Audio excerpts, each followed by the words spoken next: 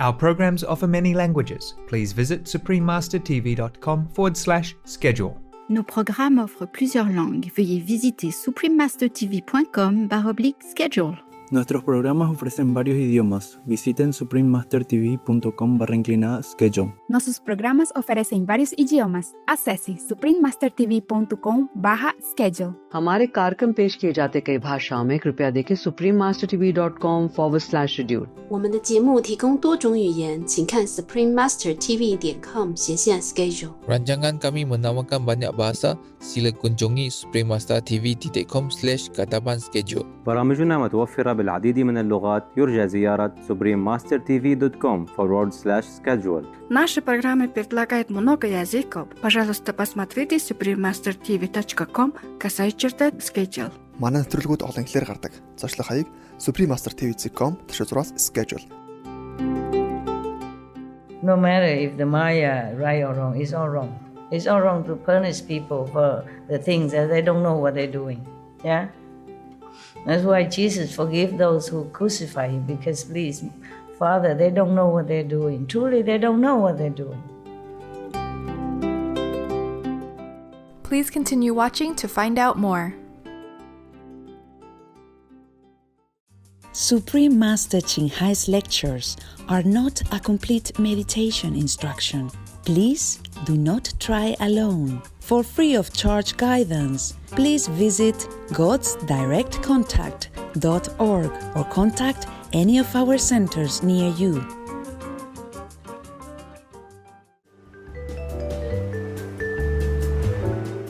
Today's episode will be presented in English with subtitles in Arabic, Aulacese, also known as Vietnamese, Chinese, Czech, English, French, German, Hindi, Hungarian, Indonesian, Japanese, Korean, Malay, Mongolian, Persian, Polish, Portuguese, Punjabi, Romanian, Russian, Spanish, Telugu, and Thai.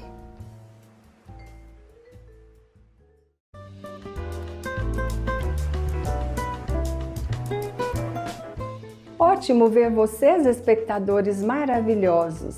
Meu nome é Lúcia de Goiânia, no excitante Brasil. Nosso povo deseja a vocês bênçãos imensas e graça celestial.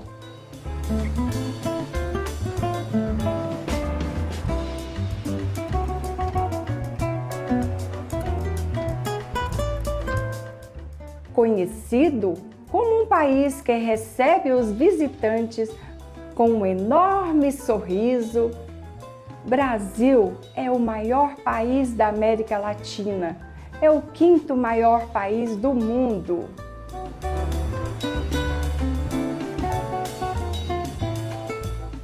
A língua oficial é o português, contudo, os brasileiros são descendentes de imigrantes de mais de 50 países. E até hoje ainda há povos tribais indígenas vivendo nas selvas. A mistura de raças tem feito do Brasil um país culturalmente rico e ao mesmo tempo único. Essa tremenda diversidade define essa nação como um lugar onde ninguém é estrangeiro, onde se pode mudar o próprio destino sem perder a identidade e onde todo e qualquer brasileiro tem um pouco do mundo inteiro em seu sangue.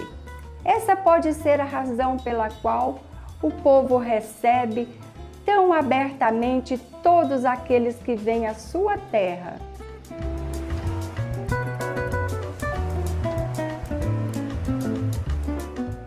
É um privilégio compartilhar um vislumbre do sempre fascinante Brasil com vocês, espectadores abençoados. Oramos para que sua compaixão abrace todos os seres.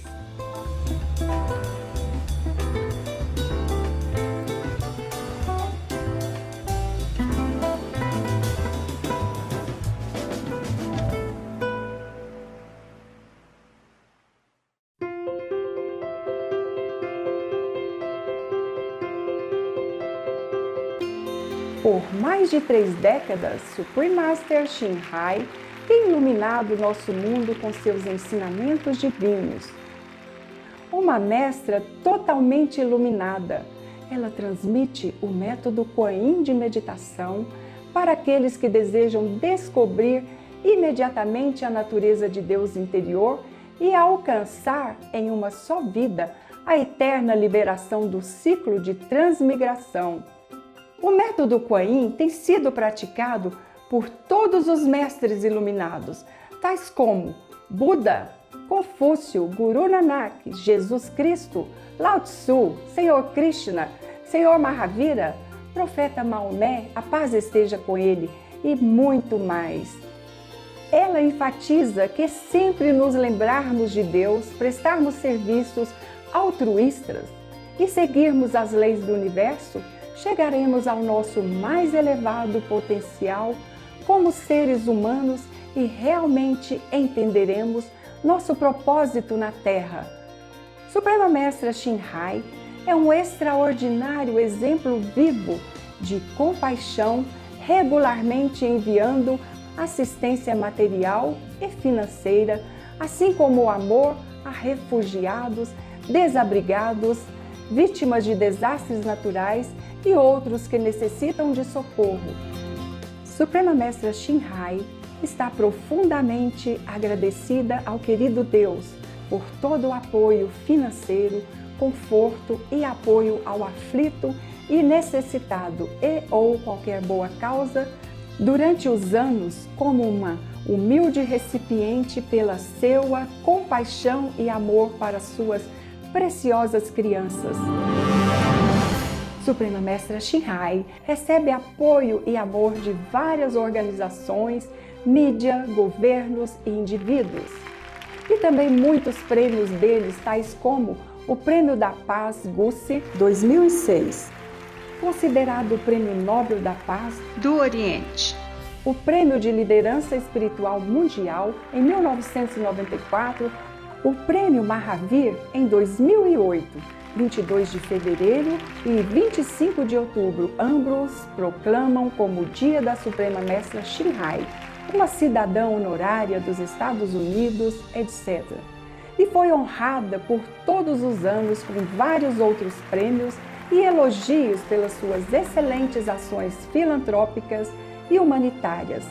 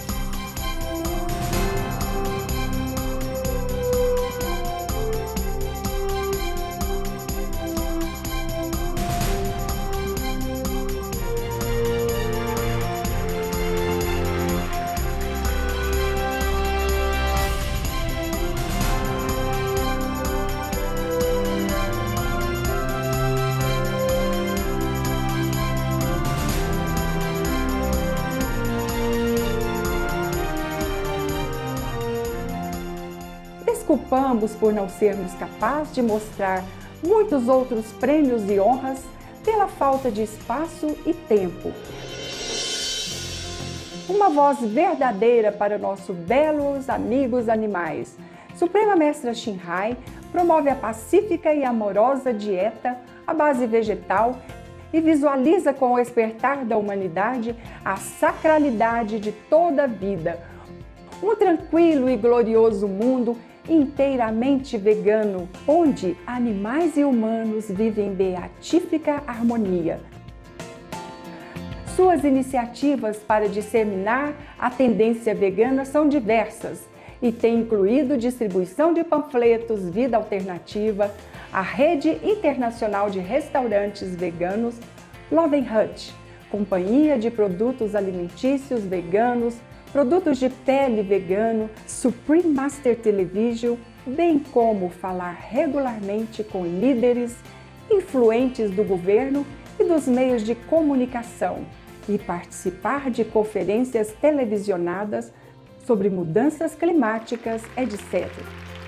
Quer estejamos cientes disso ou não, seus esforços têm causado uma enorme influência sobre a consciência global do estilo de vida amigo dos animais e como esta benevolente maneira pode trazer paz duradoura entre as nações enquanto salva nosso planeta das alterações climáticas e desastres.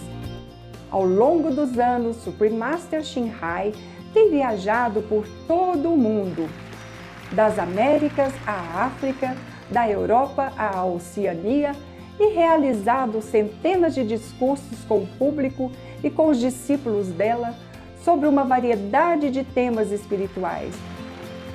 Hoje, somos abençoados por apresentar uma dessas palestras perspicazes, intitulada O Sutra Surangama, os estados demoníacos do sentimento Skandhas, continuação, parte 1 de 7, em Entre Mestre e Discípulos, dada em inglês 27 de dezembro de 2018 em Taiwan, também conhecida como Formosa.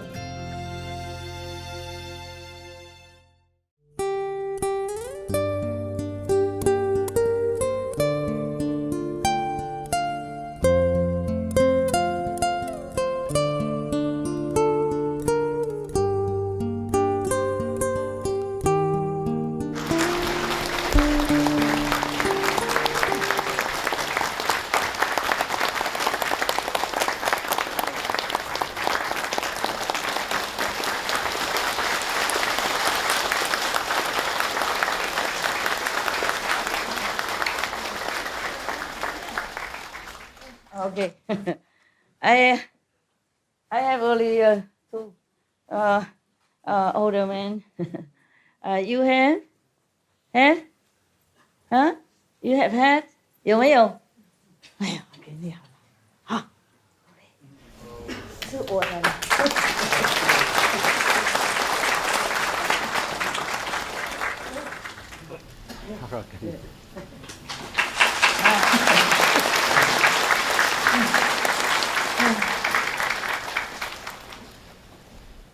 Yes, it's good. Please, please sit down.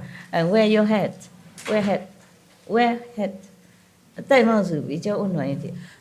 When I was still a monk, I shave head in winter, very cold, and I have headache. 我当和尚的时候是剃度，哇，好冷好冷，头痛。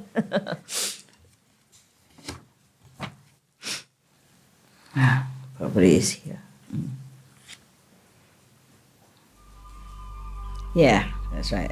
I mark it here so I can continue. We should really thank the past masters, monks and nuns and scholars who have taken time to record the Buddha's teaching after the master's nirvana, and also for the past and present persons, lay or monks or nuns who have really dedicated themselves, sacrificed their time and precious health or under any difficult situation to translate this so that I can read it to you. We have to thank them. And may they be blessed forever by all the Buddhas, past, present, and future.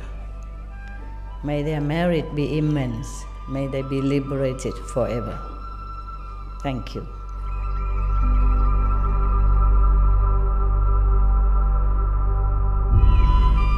According to Buddhism and the believer and the tradition, when you read Sutra and all that, you have to put on incense, flower, and bow to the Sutra first and thank all the Buddhas and Bodhisattvas in 10 directions, all respectfully, before you read it, okay?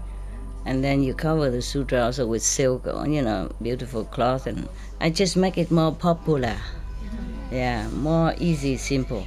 And I apologize to all the Buddha. I say if I done something wrong, according to the tradition, my heart is full of respect. It's just that I cannot always do that. So please, all the sin, whatever I've done wrong, is all on me. At least other people, they hear the names of the Buddha, according to the Sutra, they will get benefit. Yes. Yesterday we were talking about this a good person when he attains some state of samadhi, and if he thinks he's a sage, then the demon of chronic depression will enter his mind, yeah? And he might take up knives and swords and cut his own body, terrible. Or he may flee into the wildness, driven by constant anxiety and be unwilling to see people. And lacking proper samadhi, he will certainly fall. Today we continue. Further, Ananda, in this state of samadhi, the good person sees the disintegration of the form skandha and understands the feeling of skandha. As he dwells in this purity, his mind is tranquil and at ease. Suddenly a feeling of boundless joy wells up in him, and there is such bliss in his mind that he cannot contain it. This is called experiencing lightness and ease, but lacking the wisdom to control it. If he understands, then there is no error. This experience does not indicate sagehood. But if he considers himself a sage, then a demon that likes happiness will enter his mind. As soon as he sees someone, he will laugh, he will sing and dance in the streets. It happened, huh? Yeah. He will say that he has already attained unobstructed liberation. Lacking proper samadhi, he will certainly fall. Samadhi is a state of, deep meditation. But it can also mean that you're very stable in spiritual practice. So if you don't have enough stability when you do meditation, you might have trouble controlling your whatever state of mind that you're in, like too much sadness, too much happiness, too much craziness, too much confidence, etc., etc. He already gone so high and feeling blissful. You would think he is a sage already. No, not yet. And even demon can come in his mind. How kapa? It's very scary. There was a demon of happiness. So be careful. Yeah, I heard about some people like that. They dance on the street and they hug people, and of course people think they're crazy. And then put off many people to go and learn meditation because of that. Yeah? That they call possessed, possessed state. But he's not harming anyone. It's just that he doesn't behave as if he is a normal saint. Further, in this state of samadhi, he could be in there but he can go further if he doesn't think that he attained everything yet. And then if he continue with this state, then he can go The good person sees this integration of the form skandha and understands the feeling of skandha. He say he is already satisfied. Suddenly, a feeling of unreasonable, intense self-satisfaction may arise in him. It may include pride, outrageous pride, maybe arrogant, haughty pride, overweening pride. Buddha has so many vocabulary. And pride based on inferiority. My God, all of which occur at once. In his mind, he even looks down on the Tathagatas of the 10 directions. He even don't respect any Buddhas. How much the more so on the lesser positions of sound hearers and those enlightened by conditions. Sound hearers. Buddha say all the time, sound hearer. Kuan Yin. This is called viewing oneself as supreme, but lacking the wisdom to save oneself. My God, you can't even save yourself in that stage. If he understands, then there is no error. This experience does not indicate sagehood. But if he considers himself a sage, then a demon of intense arrogance will enter his mind. He will not bow to stupas or in temples. He will destroy sutras and images so extreme, become fanatic, extremely arrogant. He will say to the Dhanapatis, these are gold, bronze, clay, or wood. The sutras are just leaves or cloth. He's very arrogant, disrespecting Buddhas, stupa, statues, sutras, and all kind of holy things. The flesh body, he's talking now. He's talking to anything that's not important. He even say these are gold, bronze, clay, or wood. The sutras are just leaves or cloth. What he means is the statues or the stupas, the small memorial they make for the Buddhas or the saint. He say these are just gold and bronze or wood or clay only. There's nothing in it, no meaning anything. Yes, the sutra are just leaves or cloth even. The flesh body is what is real and eternal, but you don't revere it. Instead, you venerate clay and wood. That is totally absurd. That's what he said, absurd. He finished talking. The practitioner opinions are like that. And now, the Buddha continue commenting. Those who have deep faith in him will follow him to destroy the images or bury them. He will mislead living beings so that they fall into the relentless hells. Lacking proper samadhi, he will certainly fall further in this state of samadhi. If he continue in this state of mind, then the good person sees the disintegration of the form skandha and understands the feeling skandha. In his refined understanding, he awakens completely to subtle principles. Everything is in accord with his wishes. He may suddenly experience limitless lightness and ease in his mind. He may say that he has become a sage and attained great self-mastery. It's possible that we can fall into this kind of trap because these are so powerful and so extremely wonderful. Yeah, this kind of state of mind, so blissful, happy, carefree, and wise also, somewhat. So we think we already Buddha, yeah. This is a problem if we don't have a master to guide you or scold you into your right mind. subduing your ego by some mean, then you become like that. Might not be to the extreme as to destroy the sutras or the Buddha's images, but could be, very self-aggrandizement kind of a status.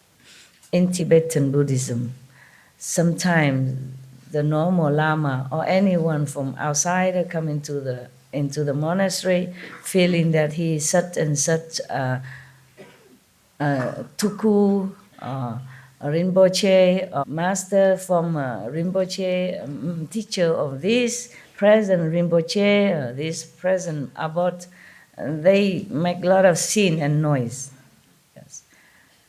And then one of the person who wrote this kind of story, she said that if such a practitioner are not lucky enough to be near a good friend like other lamas or his teacher who will subdue his ego by scolding him in front of everybody, degrading him, make him become zero to the ego again, then he will continue become misled like that until he gone insane. Then he will be very sad, he cry, he laugh because nobody believe that he's too cool, the living Buddha. Nobody believe him that he is a former teacher of this present Rinpoche, and he expect this Rinpoche in the temple to bow to him, recognize him, be grateful to him, and respect him, and worship him, all that kind of thing. Some people fall into that state also. And it's some true story like that in some Buddhist monastery. Yes. Then sometimes the master would ignore him or try to do something to cure him immediately or as soon as possible. But if you meditate alone, you don't have any good friend like that, to check you out, to straighten you up, then you'll be in trouble. That's why meditating is also very important, that you must have a guide, yes, a good guide, who are not afraid to offend you. That would be better for your safety, and your spiritual progress. It might hurt the ego, but what is ego anyway? It doesn't matter, he won't die. If you hurt the ego, it doesn't hurt anything. It just makes you better only, right? It's better than continue to be insane or lost your spiritual merit or lost your wisdom, lost your future spiritual attainment or progress. Because the Buddha mentioned before, those kind of person even cut off the seed of future enlightenment, even cut off his body seed. It's very scary, yeah. That's why formerly, not many masters would take up a lot of disciples. Yeah. Even Bodhidharma, he didn't want to talk to no one a lot. He knows he's all deaf anyway. Just attaching to rope or whatever rules and regulation, and not really understand the meaning of meditation. So he just went to a cave and meditate for 9 years. And finally some disciple, truly a handful of them, 4 or 5 of them came and seek him out, and he really teach them. But even among the 5 of them, only one really understood the essence of it. The other 4, he say, oh, you are just like, you get my skin, meaning outside only. You get my hair or whatever. He meant just not yet inside, just outward only, outside only. Only one, Huike, he's the one who attained what the master tried to teach him. And then after that, Bodhidharma left, go back to India. Yeah. They said he's sick and died, so they bury him. But when they open the coffin, there's nobody there, only one shoe. One shoe left. And the other one outside somewhere saw him with one shoe on his staff. The one shoe in the coffin and one shoe he take with him. Just to let people know that he's still alive or resurrected, that's all. Same with Kabir. The Muslim and the Hindu, they fight with each other who should take his body, because he's the master of whom, he has both Hindu follower as well as Muslim follower. So both of them fighting, wanting to take his body. And when they open the coffin, there's only 2 roses in it. One for Muslim, maybe one for Hindu. He's gone. He's not there anymore. Yeah, some master can take their body with them, resurrect it with the body or without the body. Yeah. It is said that Jesus resurrected. Yeah. And then later he went to Kashmir, continue his practice with some small circle of disciples. I visited his so-called tomb. Yeah. You had to pay, no? I had to pay some money to go inside. Yeah, they come and tell you outright, money, box. Yeah. Yeah, of course they need it maybe just to take care of the tomb, some caretaker, and they need to live of it, nah? I have to pay. I don't have that much money, but she told me to pay, so I paid. I go inside, have a look. Ain't nothing much, just the tomb and the name. No tomb even, you don't see. It's just supposed to be there. Suppose he lived until 120 years old, in Kashmir. So maybe he resurrected and taken his body with him as well, like Kabir or Bodhidharma. Huh? All right. Good translation? Yeah, wonderful. Oh, I'm so happy. At least the Chinese, very difficult for them to come here. Not all of them have a lot of money. China is big, Not every Chinese city near Taiwan. Sometimes they have to go maybe with ox cart or something and get the bus and get the train and then get the airplane. It's very difficult. Some take 2, 3, 4, 5 days to get to Taiwan from their own home. All right, that's another one. Okay, here it is. You see sound here. Even the person who meditate in this kind, maybe another kind of meditation, when he reach this state of self-satisfaction, intense self-satisfaction, not just normal, then he becomes so happy, so arrogant. He even looked down upon those Kuan Yin practitioners, the sound hearers, and those ahats that have been enlightened by conditions, or meaning those beings who enlightened by themselves, by some certain conditions, just like other disciples of the Buddha, enlightened by touch or by the sound of the Buddha, hearing the voice of the Buddha, or by the fragrance of something, for example, like that.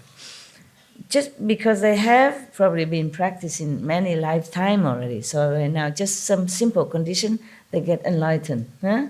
And then also there are some called Patekya Buddha, meaning the one who meditate all by themselves, and then by some merit from the past life, or maybe seeing one master by chance and then became enlightened also. So these people are not necessarily disciples of Buddha, Okay.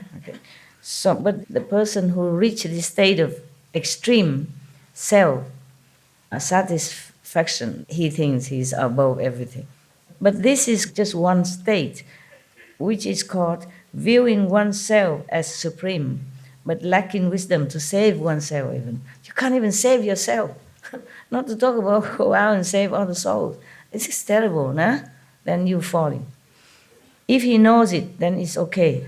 But if he doesn't know, then he will fall. The demons and all that will come. You see this kind of so-called enlightened person, he can't even save himself, but he has followers. The Buddha says those who have deep faith in him will follow him to destroy the images or bury them, destroy the Buddha statues and all that. He will mislead living beings so that they fall into the relentless hell. Bad one. Lacking proper samadhi, he fall. He fall, okay, one person might be okay. But because he's misleading others as well, that is a problem. So to choose a master is also a very difficult task. Not to talk about being enlightened or become a master oneself, Poor beings, I'm sorry, I'm telling you. Living in this world is like in a jungle, in a maze or something. You can never know. You don't even know who is your master even. You don't even know who is what. Yeah? How can you even know who is a master even, yeah? This kind of person who attained this kind of samadhi already can talk, have eloquence, yeah? Convince people, especially those who has no idea about meditation or dharma or anything. Of course, they would be more in trouble.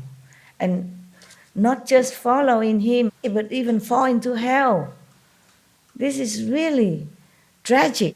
If you blindly follow him, it's not your fault. How come you even have to go to hell? What law is this? I want to tell you, I'm very angry sometimes with the so-called rules in this world and the Maya and all that. That's why I work day and night, because I cannot bear all this kind of injustice and pain that measure upon all beings, the animals, the humans, anyone, any alike. No one escapes. No one, they would even relent. Yeah, the animals, what can they do? Or even human, what can they do? Huh? They heard that, okay, God is great, Buddha is great. They want to follow. They want to learn. They want to be enlightened. Huh? They want to get out of suffering. What have they done wrong? But you are not me. You cannot understand my pain in the heart. Because what have they done?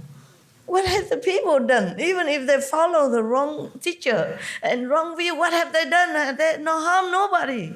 If they go on the street and say, oh, I'm great, because they misunderstand their greatness, they misunderstand their spiritual value. What have they done to anybody? You got that? You understand my anger, my pain? When they talk nonsense and they apply this kind of cruelty on anybody, I mean, really, on anyone.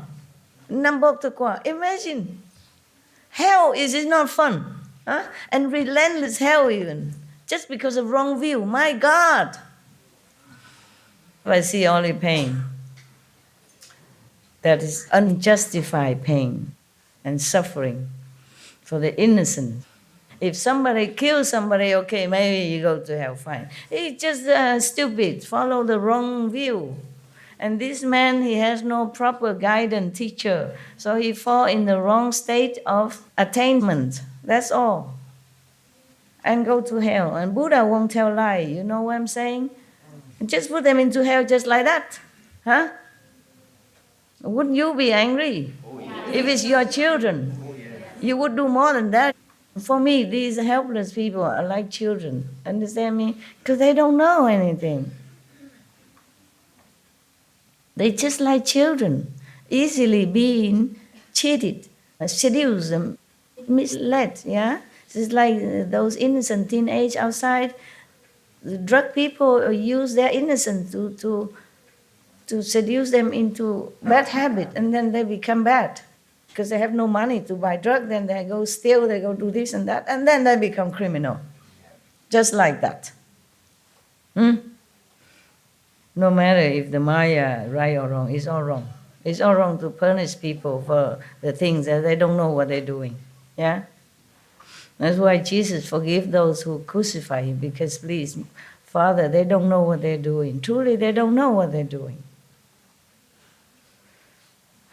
Even animals feeling sorry for humans when they're killing them. They're going to kill them, they cry. Not for them, but they feel sorry for the humans. Because they don't know what they're doing. They will get a lot more punishment than the animal just get. See, the animal just being killed and dying, however brutal, but die. But they don't know, the humans who kill them, don't know, they go to hell for I don't know how long and being punished and being tortured forever. You know, like the story I told you about the man who killed chicken to make soup and sell? Yeah. Lucky Kuan Yin Bodhisattva interfere. Otherwise, he would continue being, in hell forever. Not just swallow some hot coal and then being free and giving another chance again. You see that?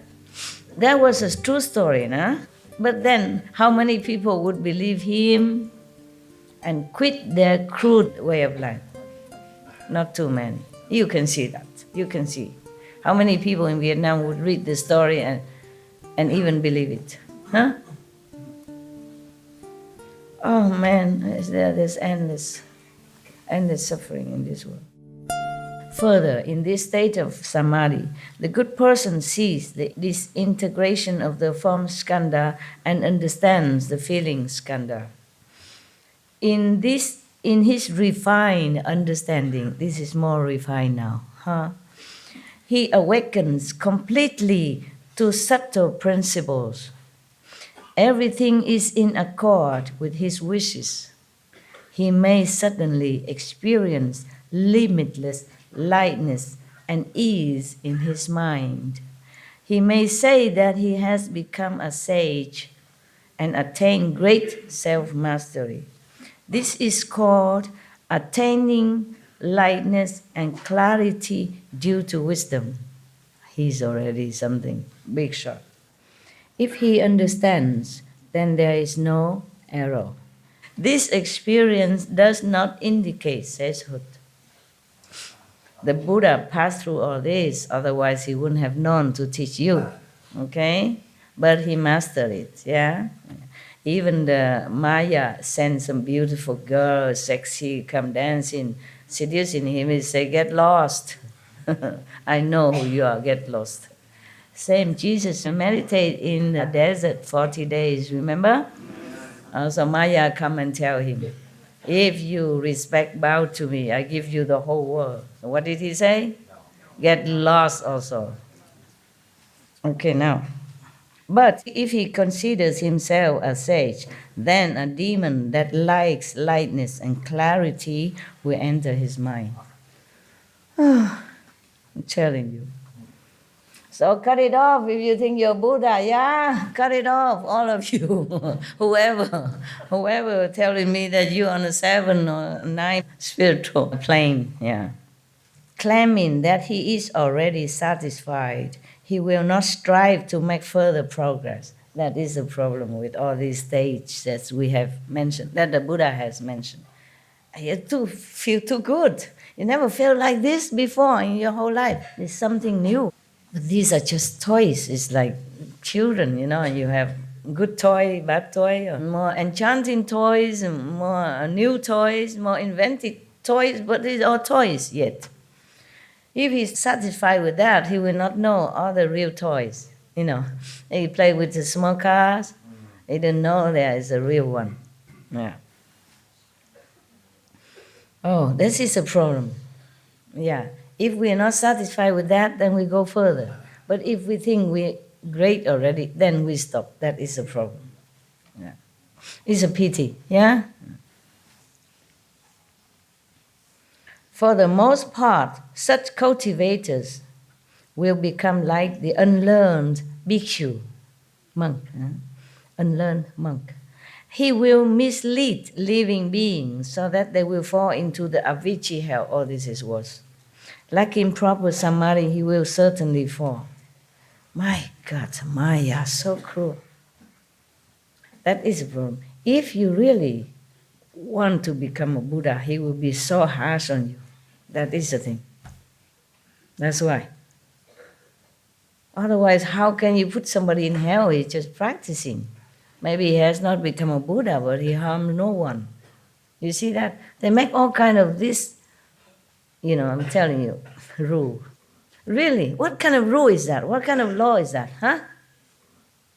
This guy, he just practiced. Maybe he don't have teachers or he mistaken thinking that he become Buddha. Fine, but he harms no one, right? He may be boasting or being arrogant, but that's nobody's business, huh? And if anybody is stupid enough following him, it's also not his fault. Why have to go to hell? Avichi Hell is the hell that you can't get out. So woe to you if you want to become a Buddha and not controlling your desire or your ambition or your mind. Huh? Must always humble. I'm nobody yet, okay? Nobody. Just a little light, a little sound, not yet, okay? Actually, most of you don't think that you will become a Buddha. You would think that, okay, master power will help you to be liberated and go to higher levels so you don't have to suffer again and your 5, 6, 9 generation don't suffer. I think that is good enough. Okay, huh? Yes. To be Buddha, look at that, huh? I read this long time ago. I forgot that it's so gruesome like this. I forgot that it's so terrible. But it's good to know, huh? It's good to know. So you can avoid trouble. Okay. Further, still continue. Further, in this state of samadhi, the good person sees, he sees that it's all the form that he saw, the scenery, it's all from skandha. He already knows it. At least he knows that is illusion. And at least he understands that it's just a skandha feeling and all that is all illusionary, it's not real. He knows that. But still, and in this clear awakening, he experiences an illusory clarity. Within that, suddenly he may veer towards the view of eternal extinction, deny cause and effect. He rejects the karma theory, the karma, law. Yes, and take everything as empty. There's nothing at all, don't worry, no karma, whatever you do, there's no effect, no hell, no heaven, nothing. The thought of emptiness so predominates that he comes to believe that there is eternal extinction after death, meaning there's nothing after you die. Yeah, he's so convinced because he sees so many things, he sees all the 10 directions, and he sees that all the elements that made up his body, it's just illusion anyway. During samadhi, he don't feel he has a nose, a hand, ears, eye, nothing, no body. So he feels that this is nothing really real. So when you die, also finito. This is bad. You know why? Because then he can do anything without fearing the consequences of the afterlife, without fearing hell. Maybe because of that, someone has attained this state, or following someone who has attained this kind of view, they become fanatic. Nothing that can scare them. Nothing, or illusion anyway. But this is called the mental state of samadhi dissolving, so that one loses sight of what is right. If he understands, then there is no error. This experience still does not indicate sagehood. But if he considers himself a sage, then a demon of emptiness will enter his mind. How can you believe that such a high stage of enlightenment already still, the demon still can use your mind? Understand, because the mind is not the soul. Yeah, the mind is a subtle, a higher kind of instrument. The brain is instrument, yeah, physical, we understand that. The mind is just a more refined computer, yeah, high tech. The mind is made at the second level. Therefore, if you go down from the 5th level to this world to do something or to help beings, you have to go through the 2nd level to be equipped with the mind. It's just like if you want to dive into the sea, you must go and wear this kind of frog clothes, yeah, like that.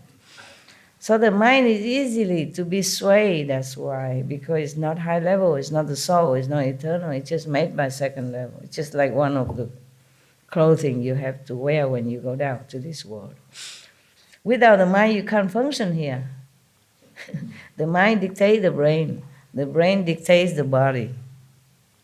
And if the mind is wrong, everything belongs to you wrong. You're thinking wrong, you act wrong, yeah, you behave wrong. Wow.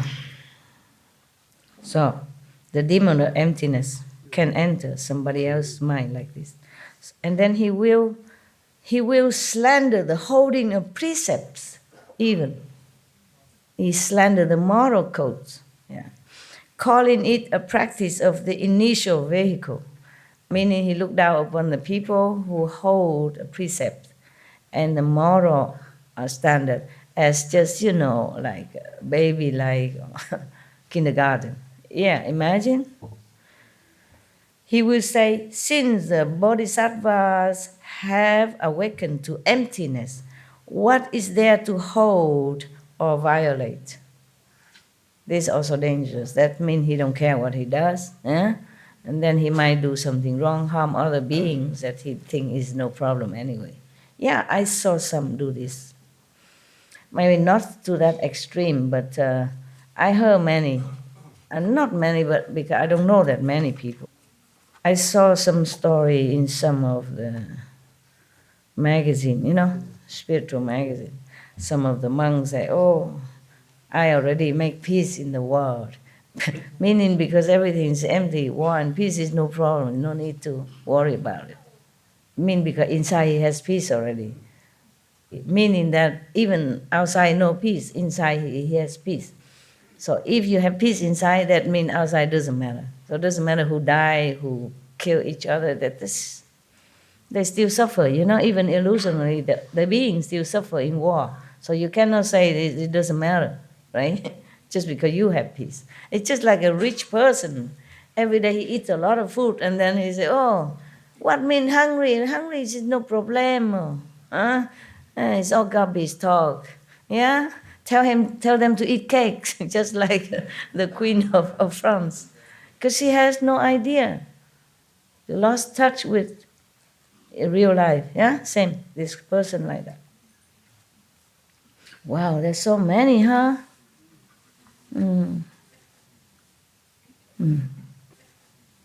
There's so many. But the Buddha has also told you here how to guard yourself and how to continue progress. Yeah, if we have time and continue further, okay? Right now, I continue with the demon, so that you will recognize when they come, and then you can protect yourself, okay, and go for higher. Oh my God. Okay. So, because of this false view, influenced by this kind of demon, he will slander those withholding the precepts, like the monks, the nuns, they're strict with their precepts. He will look down upon them. He will degrade them. He will slander them. That is a no-no, of course. Huh? Even if you're not a monk, a monk, if he has his moral code, then it's good, right? At least good for him, good for society. Why go and slander them, yeah? Now, but not only that, he thinks he already attained emptiness. Everything is empty, everything illusion. Yeah? So he can do what he wants. So further than that, this person in the presence of his faithful Dhanapatis, meaning his so-called disciples, yeah, will often drink wine, eat meat, and engage in wanton lust. The power of the demon will keep his followers from doubting or denouncing him, even if he's doing all this wrong thing. Drinking wine, drinking alcohol, eating meat, engaging in lustful conduct. But the demon power is so strong that anyone who near this person, will be kept from being doubtful. I have no demon to control you. Yeah, of course. At least you're free, okay? You're free. If you doubt me, at least you know you're free. Nobody control you, yeah? So even if I'm wrong, you have no danger because you're free to doubt or not doubt. You see that? At least, you doubt me, it's good. I wasn't angry at all. I'm just saying, oh, you see all that experience and you still doubt me? But I never felt angry or so angry. No, I wasn't, okay? That means good. That means it's good. that means that you are free, that I don't oppress you or saying something or psychologically suppress you so that you don't dare to even doubt me. You're all free, even you're enlightened or not, you're free. Because if a master use some magical power or some psychic or something, then you behold under his or her sway. You cannot even think the master is wrong. Here, this person, because of demon power, so even though he drink wine, eat meat, and engage in lust and all that, wanton lust, not just having a wife or a husband, wanton lust meaning just random, meaning no good, all the time, anytime. So this is no good. The power of the demon will keep his followers from doubting or denouncing him even. After the ghost has possessed him for a long time, he may even consume excrement and urine, or meat and wine, claiming that all such things are empty anyway. Phew. He will break the Buddha's moral precepts and mislead people into committing offenses. Lacking proper samadhi, he will certainly fall. He fell already. Not just certainly fall, but he fell already. Further, if he continued with this state, further, in this state of samadhi, the good person sees the disintegration of the form skandha and understands the feeling skandha. He savors the state of illusory clarity, and it deeply enters his mind and bones, become his nature then. Boundless love may suddenly well forth from his mind. When that love becomes extreme, he goes insane with greed and lust. The Buddha don't mean love as loving, but as this kind of sexual, attachment love, yeah? In this world, we use everything, love. It's all confusing, yeah? But the Buddha means bodily attachment, yeah? And that's why if it's become more extreme, then he goes insane with greed and lust. He cannot stop. So but this state is called when an agreeable state of samadhi enters one's mind, lacking the wisdom to control oneself and mistakenly engaging in lustful behavior. Okay. If he understands that it's just one of the state, okay, then it will pass. Then there is no error. This experience does not indicate sagehood. Of course not. How can you are sage if you still have greed and lust? But if he considers himself a sage, then a demon of desire will enter his mind. Oh God, so many demons. When we will even see any bodhisattva enter somebody's mind and help something.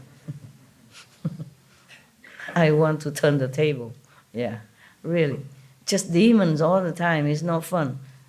The Buddha and Bodhisattva, why are they so gentle? Why don't they just do something? Turn the table, huh? Oh man, I have to look into this.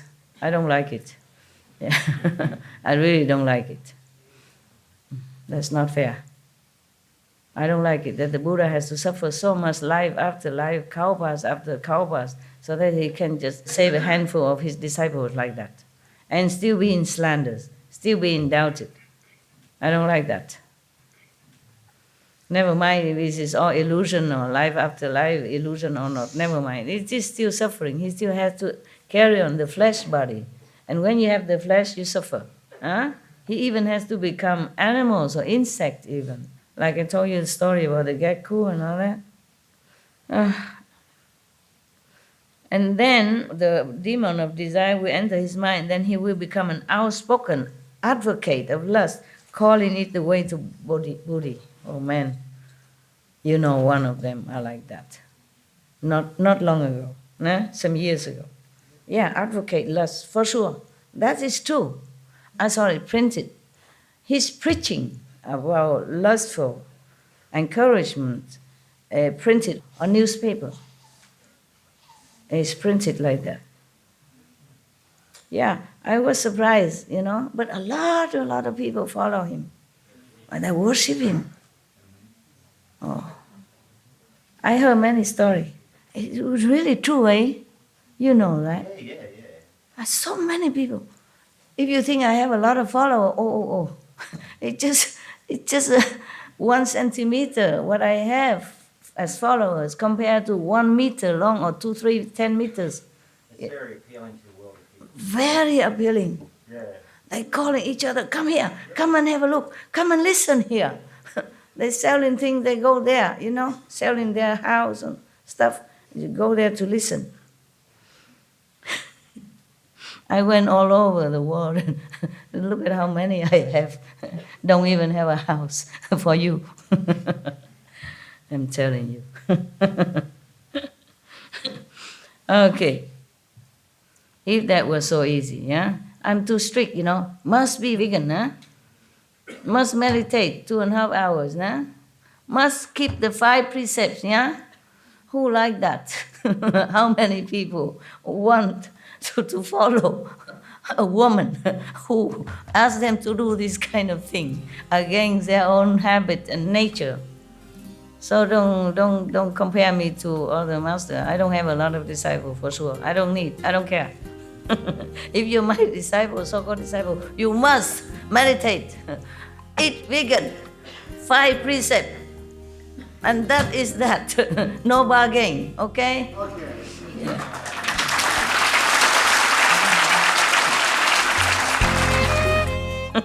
If you're my disciple, so-called disciple, you must meditate, eat vegan, 5 precepts, and that is that. No bargain, okay? Okay. Yeah.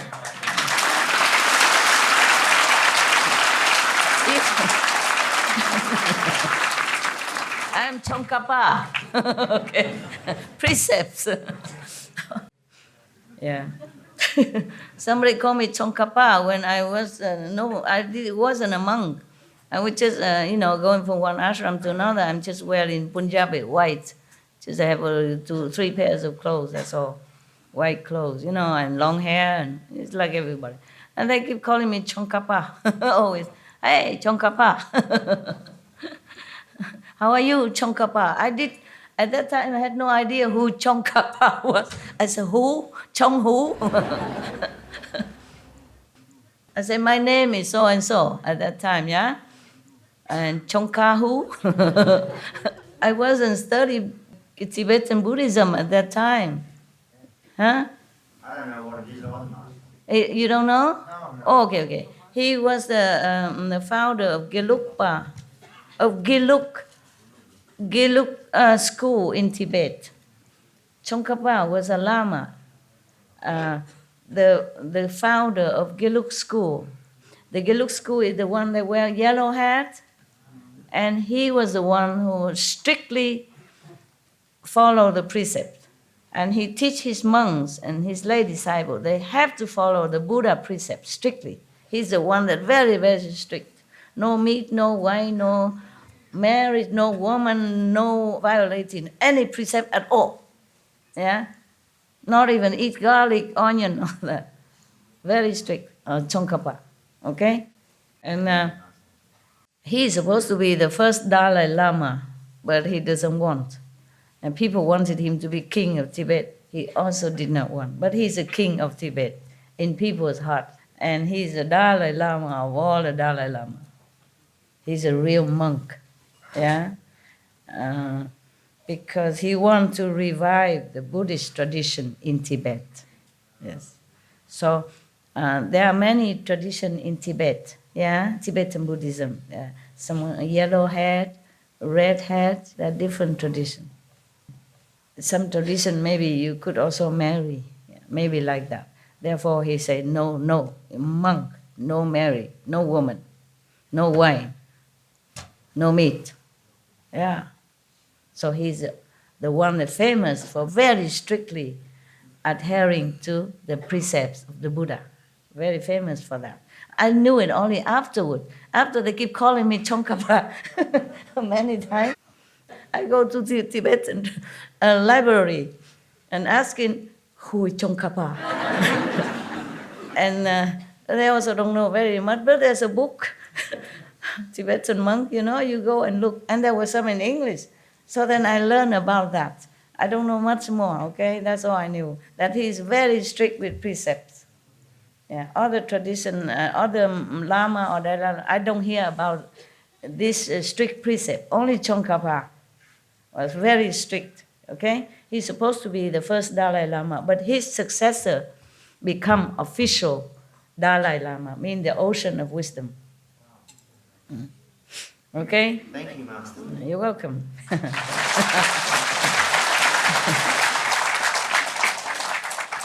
I was just joking when I said I'm Tsongkhapa because I'm also very strict, at least 5 precepts, yeah? 5 precepts is the parents of all other precepts, yeah? Because if you don't kill, then of course you become vegetarian or vegan, no? Vegan, huh? If you don't tell lie, then you would not slander other people because you don't know if it's true or not, yeah? And you keep quiet because everyone is Buddha, you don't want to slander him, yeah? Many other precepts, the 5 precepts, and further on is the 10 precepts for the other high a little bit, but 5 precepts, good enough. If you keep the 5 precepts as a lay people, that's okay already. And be vegan, meditate, okay? Be good, be compassionate, helping others, whatever you can. That's all I ask, nothing else. Yeah. I don't take any money from you. I don't take anything from you, and you know that. So at least you are no harm in my hands, okay? In my teaching, you have no harm, no loss, nothing. So,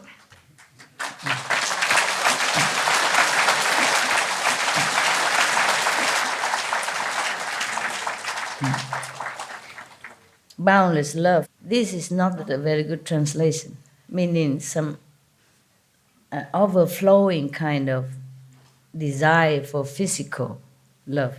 That should be a better translation, okay? But maybe for lack of words, the translator used boundless love. Normally we use boundless love in connection with God or Buddha or saint, yeah? This is not the love that it meant. Otherwise, it wouldn't say he goes insane with greed and lust. So it's not a good translation. So I just want to tell you, boundless love in here is not correct, okay? So this state is called when an agreeable state of samadhi enters one's mind, lacking the wisdom to control oneself and mistakenly engaging in lustful behavior. Yeah, we went a little bit astray because I remember the incident. I remember that person. Yeah. Because he truly did not mean to cheat anybody. Yeah? But this experience does not indicate sagehood. Yeah? Not only he himself may be engaging in lustful behavior, but he encouraged and he praised it. And he even slandered those priests and monks saying because they lack of sex, therefore they are like this, they are like that, they don't know what to say, they're kind of not worthy or not intelligent. That's the way he talked about other priests and monks. You understand? Yeah. Maybe you like sex or whatever, fine, but why have to slander somebody who doesn't want to have sex? There is no sin, there's no stupidity in avoiding physical contact with woman or man. No sin in it, is there? No harm in anyone. Why slander them? That was my question when I read these articles. I could not believe my eyes.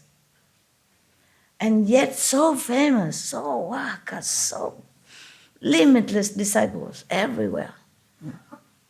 And big house, a lot of cars. I have not much because I want to save my money for people who need, for SMTV, for other things, yeah? Okay. So don't think I am stingy, okay?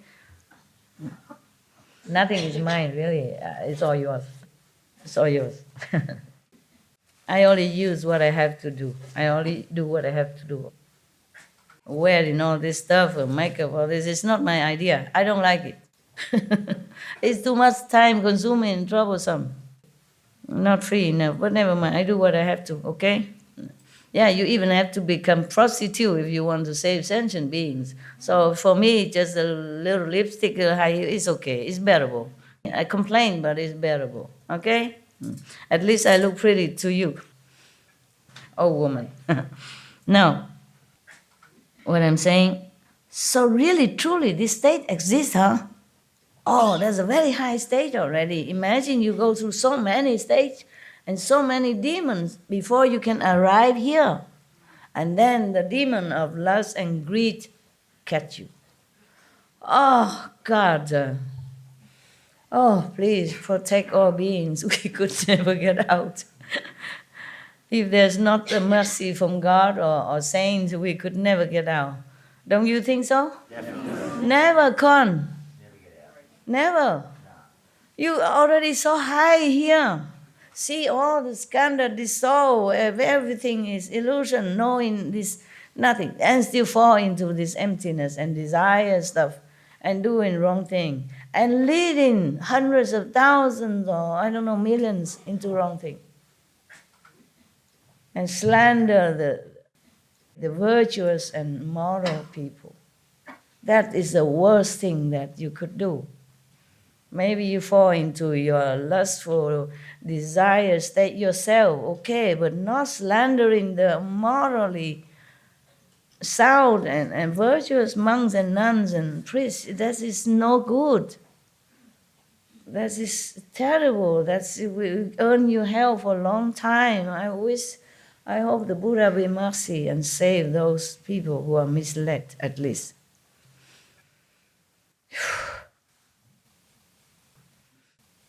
When I was in Europe, I want to buy land.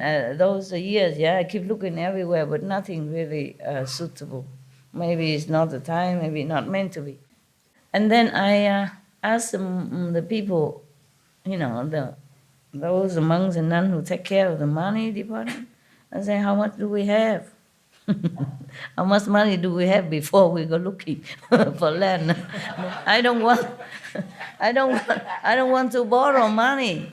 I pay for what I want, and if I don't have money, I just don't buy. Very simple philosophy, right? Even for you, if I don't have, I don't buy. Yeah, I don't want to borrow. If I die tomorrow, I will own a debt, then I have to come back be a master again. Oh, God forbid. Anything but not that. Yeah, if you have been a master all the time, you can't be anything else except some kind of master. Remember, I take my vow, like I will save all my, I say, even if I'm born as a human, although very suffering and the life is nothing good here for me, but still much better than beings who fall into hell and suffer every day, every second. So if I have any merit at all, at that time, my two monks and nuns, teacher tell me to make a wish. I say, if I have any merit at all from now, past life or in the future, I will give it all to the worst suffering beings. And then I can be reborn again and human, as long as I can be a human again. And I earn more merit. Just don't put me in hell because I cannot earn any merit there. Just let me come back to become a human, even though human life is nothing interesting. It's suffering, but still better than be hell like other people. So I can share my merit, whatever I have, to those people, to the being, the worst one, the worst suffering people. And then all the incense girl, remember that? If I knew what it is, I probably did not. No, I should have known. My soul knows. That's what I'm saying. If you practice spiritually, even if you were reborn again as an ignorant woman, you will not lose it. Otherwise, why would a girl, 20-something years old, seriously in front of the Buddhas and the monks' teachers make such a vow like that? Yeah? Why? Nobody teach me that. It's just natural, because I had those seeds in a former life. That's why I make such a wish. And normally you would wish, okay, I have a good husband, be rich, or at least something, or maybe help me to be enlightened, at least, something like that. But no, I want to give all my merit to the most suffering people, most suffering being, and content to be reborn again as human, so that, all the merit will be given away. So if I have not studied before somehow, with some enlightened master or being a master or something to do with that, I would have never come to this thinking to make a wish like that, right? It's logical, right? Yeah. I only met the monks a few weeks before that. And I only read Amitabha Sutra or Kuan Yin Bodhisattva. I have not even been given this sutra yet. I wasn't worthy to be reading this. Yeah, my teachers say that. It's very good. They subdue my ego. Yeah, they praise me that, oh, I want to be Buddhist. This is very good. You have good merit in the past, for sure. But still, on the other hand, they put me down. You are not worthy to see this sutra yet. They give me some small medicine Buddha, some very harmless and simple. Oh, Kuan Yin Bodhisattva, if you recite her name, she protect you, something like that. But this one, no. After a while, she gave me Kristikapa Sutra, the Buddha that stay in the hell. But not this one, no. After a long time. So at that time, nobody teach me anything about dedicating merit to the other suffer being. So it must have been the seed from former life. Yeah, that's why I told you, if you practice now and you're humble enough and you just don't think you are sage, then even if you die and you have not reached the complete liberation, you still have the seed in you, and you continue being a good human, yeah, or being a charitable person and earning more merit, and then continue your path, yeah. But I don't want to let that happen to you. Even if you're low or high, you go up first. Don't stay here. No.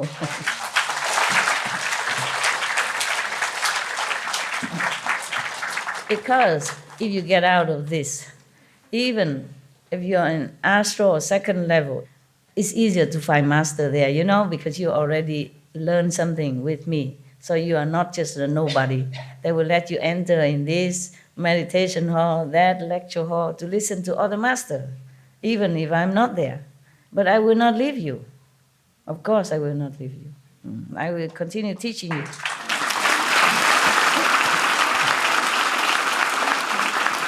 Thank you. All right, then. So if this experience, of lacking wisdom to control and mistakenly engaging in lustful behavior, so he's just mistakenly thinking that he's good. And the demon, I guess, oppressing his mind, make him do this, yeah. But if he does consider himself a sage, then a demon of desire will enter his mind. Yeah, he will become outspoken advocate of lust and all that. Yeah, it was really, my God, an obvious example of this state. The guy just mistaken and be in control because he could not have enough wisdom to control himself. So it says here, lacking the wisdom to control oneself and mistakenly engaging, mistakenly only. But because of that, even have to go to hell, believe it or not. Oh, the Maya, they are mostly more after these practitioners, any practitioners, because they don't want them to become Buddha. They don't want them to attain the stage that they could be powerful enough to save even one more soul, not to talk about save a lot of souls. Yeah, it's to be pity, actually. Whoever that was, just a victim. Yeah, he could have continued further. But the problem is that when you attain a little bit of something, maybe you have some light or you have some wisdom, some eloquence, then the other people come. Bravo! And they worship you, they touch your feet, they push your ego, and then you cannot get out anymore because you have to continue talking to them and satisfy their desire to want to listen to you. For example, like that. And this is a trouble. And especially if you talk like just the way they want, no need to do anything, no need to eat vegetarian, no need to meditate, everything is all empty, yeah? No sin, no merit, nothing. Okay, but then he will teach this person who who has been possessed by the demon of desire. He will teach his lay followers to indiscriminately engage in acts of lust. He even does that, teach his follower to engage in all kind of lustful, calling those who commit acts of lust heirs to his teachings even. Encouraging, he's so blindfolded by the Maya, by the demon, that's the problem. So the power of spirits and ghosts in the ending age will enable him to attract a following of ordinary, naive people numbering 100, 200, 500, or 600, or as many as 1,000 or 10,000. More than that. At that time, the Indian population is small, so the Buddha cannot think that it should be manifold than 10,000. Yeah. When the demon becomes bored, it will leave the person's body. Once a person's charisma is gone, he will run afoul of the law. He will mislead living beings so that they fall into the relentless hells. Lacking proper samadhi, he will certainly fall. Fell already. Ananda, all 10 of these states may occur in dhyana as one's mental effort interacts with the feeling skandha. Dull and confused living beings do not evaluate themselves. Encountering such situations, in their confusion, they fail to recognize them and say that they have become sages, thereby uttering a great lie. They will fall into the relentless hell. In the Dharma ending age, after my nirvana, all of you should pass on the Tathagata's teachings so that all living beings can awaken to their meaning. Do not let the demons of the heavens have their way. Offer protection so that all can realize the unsurpassed way. Okay, there are more stages of enlightenment and cultivation after this. So the Buddha has just finished all the explanation about the traps and the demons who are not really good at all for any practitioners. The vulnerable one without teachers. Yeah. That's why the person who encourages people to have lustful action always say he has no teacher. He don't need any teacher. He himself, always a teacher, being a teacher, never a student. Yeah, he say he's never a student. He has many teachers, but he is never a student. Yeah. So there are more, but there are 60 levels of sagehood even. Yeah, that is the following. Okay. So many. Yeah. They are still demonic influence during all these 60 stages. So we will never finish, huh? Yeah. We should really thank the past masters, monks and nuns and scholars who have taken time to record the Buddha's teaching after the master's nirvana, and also for the past and present persons, lay or monks or nuns who have really dedicated themselves, sacrificed their time and precious health or under any difficult situation to translate this so that I can read it to you. And we have to thank them. And may they be blessed forever by all the Buddhas, past, present, and future. May their merit be immense. May they be liberated forever. Thank you. Okay, we stop for now. We can just chat, or you may ask me any question you want. Okay?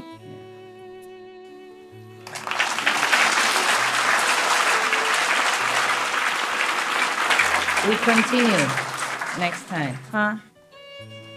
If you stay, then maybe I will continue to read it for you.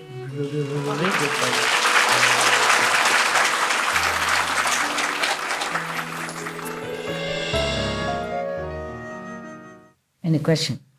Yeah.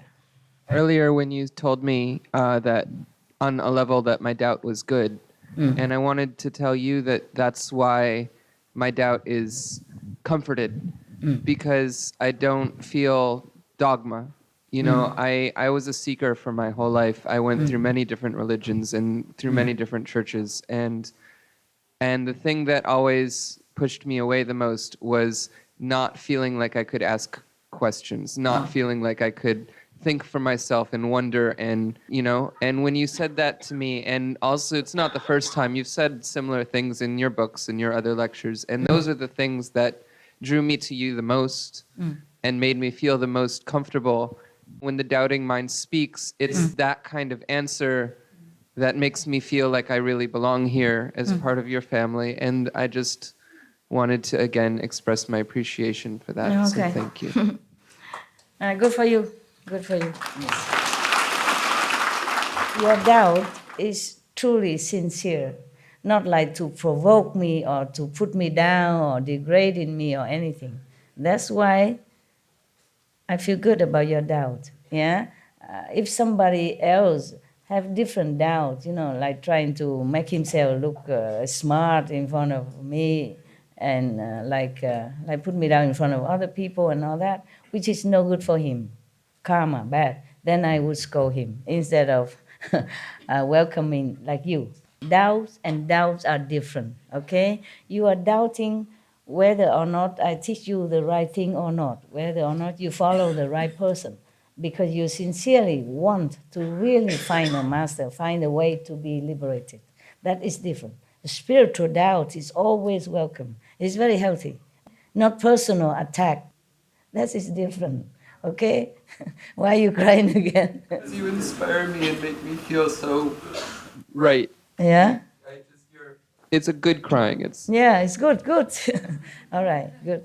Thank you. Can cry because you're touched, yeah? Yeah, touched. That's the word. Thank you. You feel like you're correct. Yeah, it's good.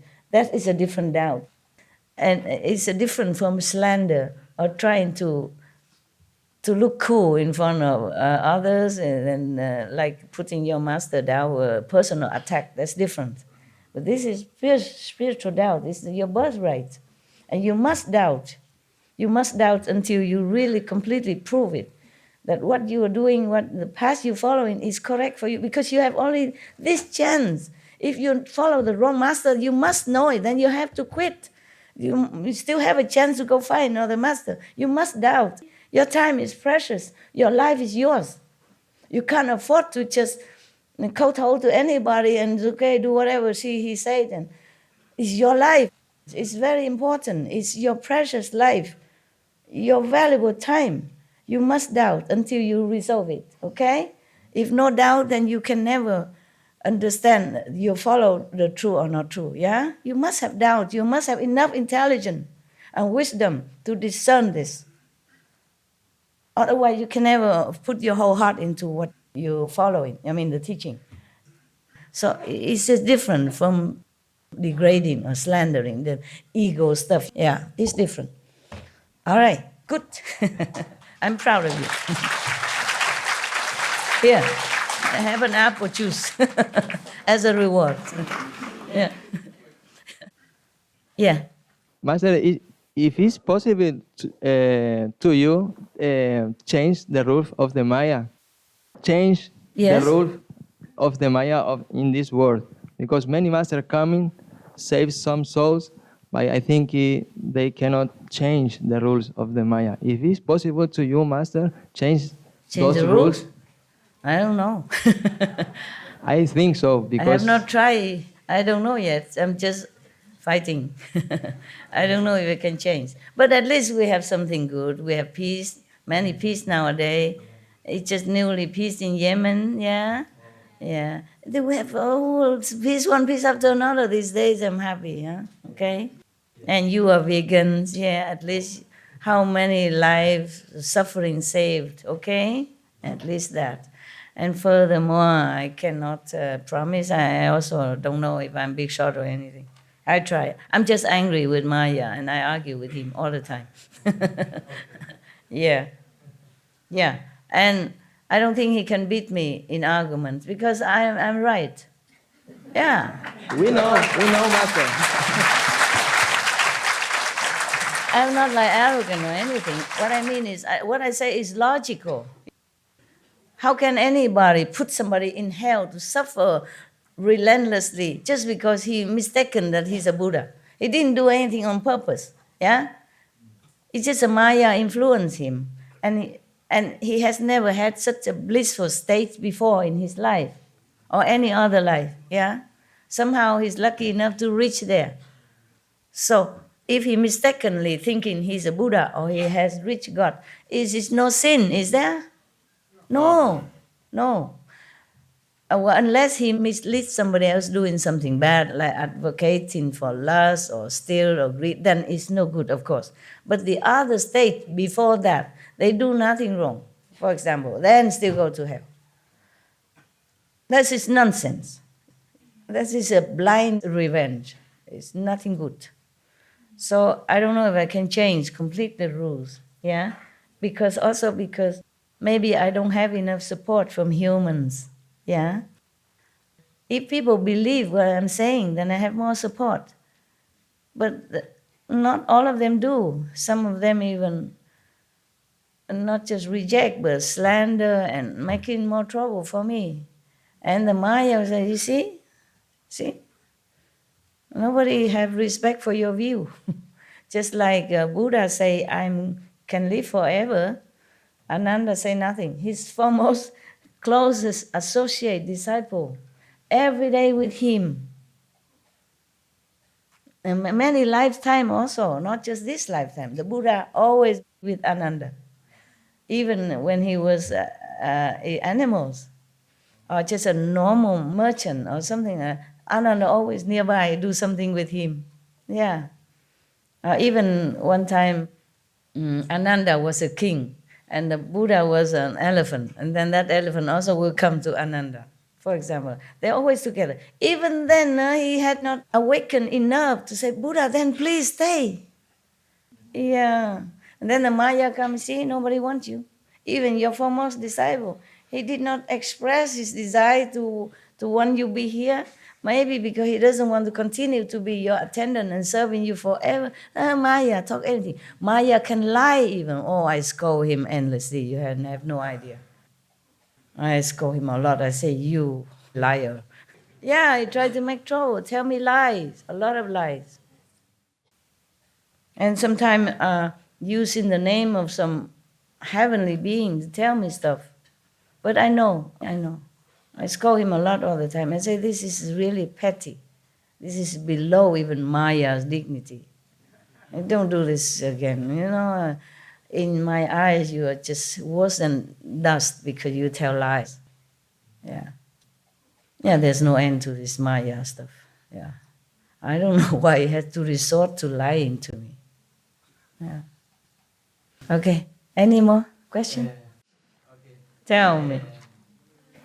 La maestra dijo que necesitaba soporte para que quizás pueda cambiar las reglas del Maya. Entonces quiero preguntar a la maestra si quizás no tenga tanto soporte, pero con algunas almas sinceras es suficiente como para que la maestra pueda cambiar las reglas del Maya por el bien de las futuras generaciones. He's asking if you don't have enough support of the humans to change the rules of the Maya, but if you have enough sincere a few sincere supporters to support you. Do I have? Yes, Master. Yes, Master. If it's enough, si suficientes. Gracias. No sabe. I'm not sure. Okay. No seguro. No sé. Okay. Thank you. You're welcome. Of course I want that, yeah? But I'm not sure how is it going to be, okay? All right, come here, brother. From your teaching before, I've learned from you that, like I said, I've read the Bible many times, but I didn't fully grasp it, digest the meaning of it. But when I listened to you explain the sutras and some of the things that you've said about the Bible, earlier I did not get the connection. But now I can get the connections from all of the things that you said. And the relationship like you and Christ Jesus. And people don't see the real connection that like you have. Yes, I do. For example, Jesus said that I'm going to prepare a place for you. He said that to his disciples. In my Father's house there are many abodes. Oh, yes. And so when you tell us that you're taking us to up above the fifth level, it's the same thing. You are preparing. I forgot he said that also, didn't he? Yes. It's the same thing. You're preparing a place for us. Oh, yes, he did. And he said, where I will be, you will be with me always. Oh, yes, he did, right? And the same thing. So you we remember know everything. I don't remember all this. Oh, yeah. And we know that we will always be with you. I remember now that I know that. It's just that it didn't occur to me. Just now when you told me, I remember I read those. And the same way you're fighting with Maya for us. Christ said the same thing. He told his disciples that he prayed for them. He interceded with them because they were weak. Yes. And so he had to protect them. That they wanted to take them and sift them as with wheat. Yes. But he spared them, leave them alone, or give them some grace, or give them some leeway. And so you're the same way with what you're saying to us now, that you don't like what's going on in this level of heaven, where you have to reap what you sow because it's too tough. Yeah. Christ said the same thing. Yeah. That it's impossible for us. Impossible. The He way said I it's see. impossible. But God, with God, Yes. all things are possible. It's right. That's right. If no God, we just don't. If not God's grace, we are doomed forever. And I've seen the way that Christ got angry at all of the things that were going on when he went in the temple, and he was very angry. Yeah. And so I look at the comparison. Like, for example, Christ said he sent a comforter. Yeah? And so you're the comforter. Oh, you're because sure? You are taking us up and you are helping us to get in place. I would like to, of course. I see all of the things, and it's just become amazing to me. And we're so happy that you're fighting for us. I'm happy too. Thank you. He makes it also more clear, right? Yeah. I did not remember all that. Yeah. Yeah, now that you tell me, I was also very hot-tempered when I was younger. I was just a newly nun, not nobody yet, okay? I went to a temple because there was a nun who lives there. One of your sisters have a mother who became a nun and stay at home there. And next to her home, there's a real temple. And then one of the nun is the abbess of that temple. That is no concern with her, yeah. So of course I went there to see them, just because your sister, your spiritual sister took me there, yeah, just to stay for a few days. I had no home then. There. And then in the morning I went out, I saw some men, he's all with short, no dressing.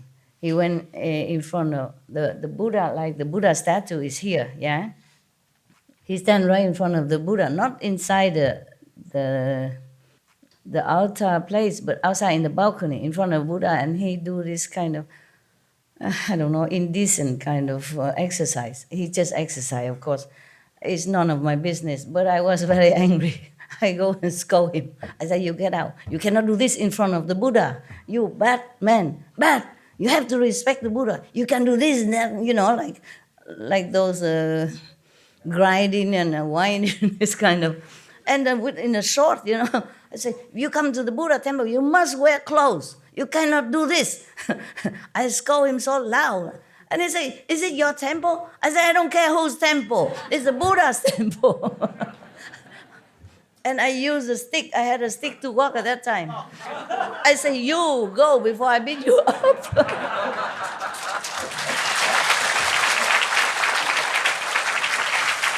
What kind of nun, Not even 1.50 meters. Got a stick and the man is big because he exercise, he's big and muscle. I say, you get out now before I beat you up. And I chase him out of there. Don't come back again, huh? Very bad temper. Oh. But I feel this is very disrespectful of him. There's so many places you can exercise, huh? You don't go in front of the Buddha altar, huh? And then this and that, with just a little short on you or nothing else.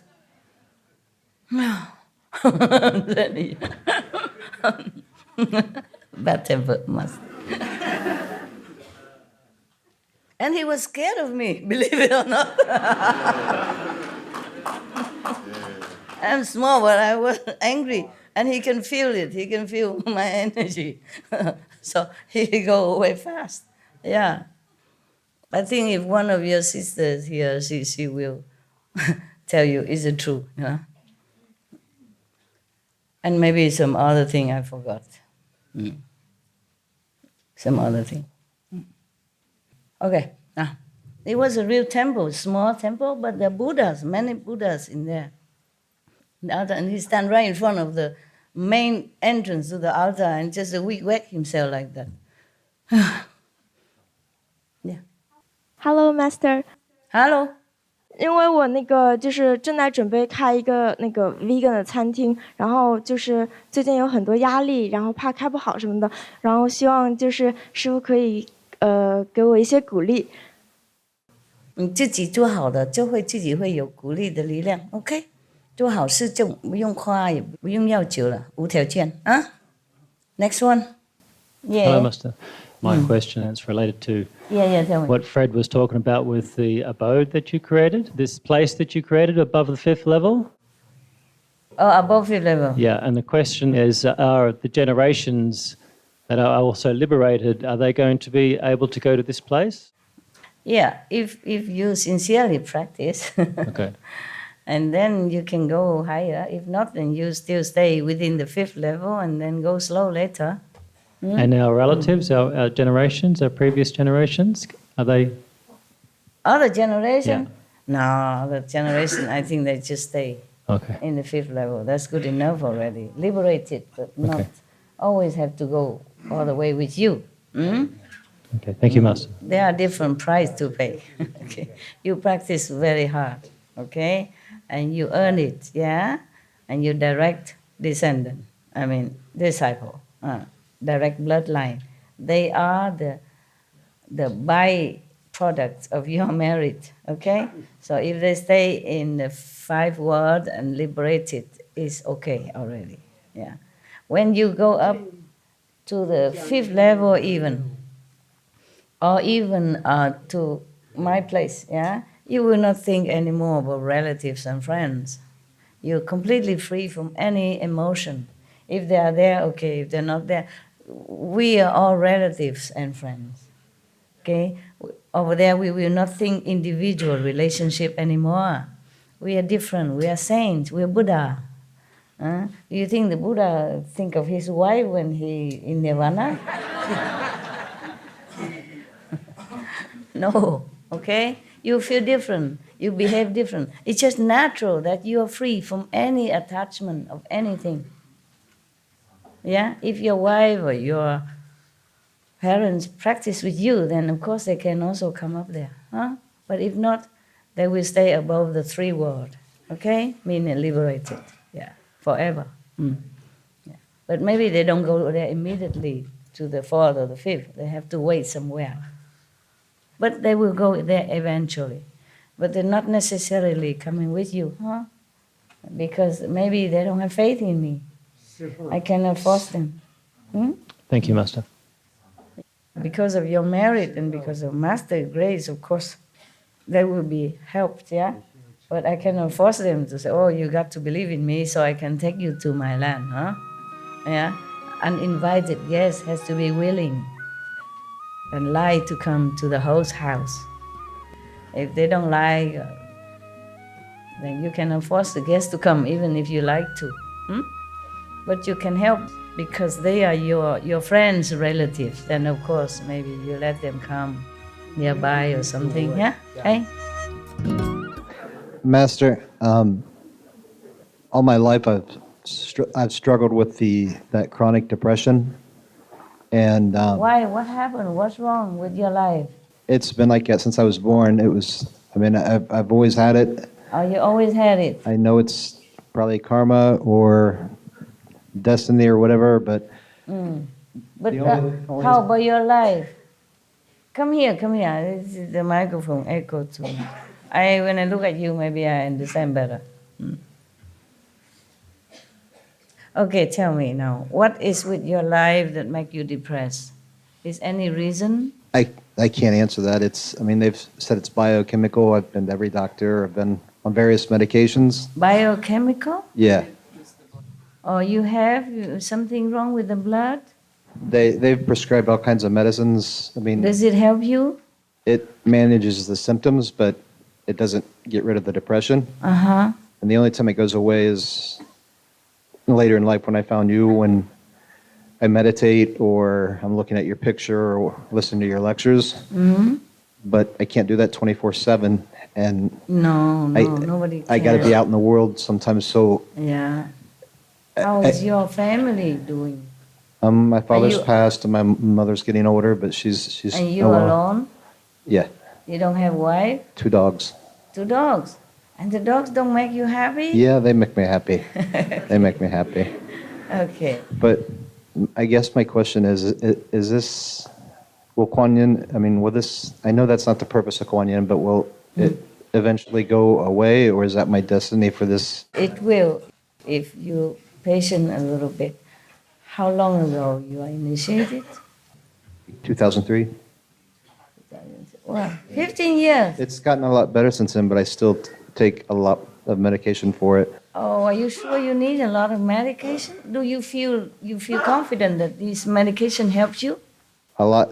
Yes. It's a lot less than I used to have to take. Less medication or less depression? Both. Less medication than I used to have to take. Uh-huh. So the depression's less, but if I go off the medication, the depression then comes it might right come back again.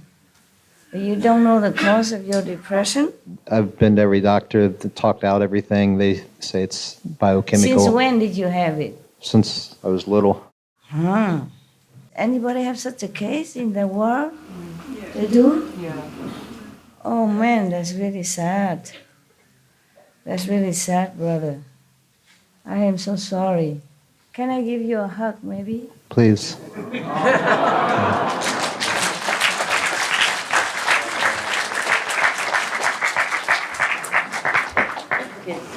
I don't know what else to do for you. I will give you a hug. You try so hard.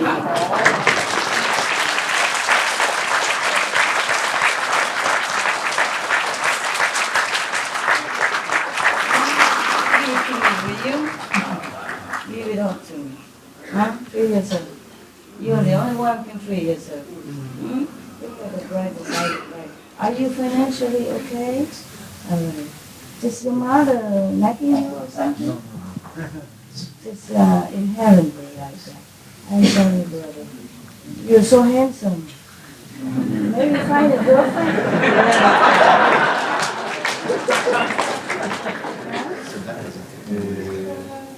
You had a girlfriend but didn't help. Oh yeah. What to do? But you know what? I'm happy that you're still here. That's the best thing already. Yeah. Some people cannot deal with this kind of depression. They might have been gone, taken their life or something, And you're so courageous. You live on. With all this must be a big burden for you. Just give it to me. Don't take it. Don't keep it. Okay? Give. Give all of that.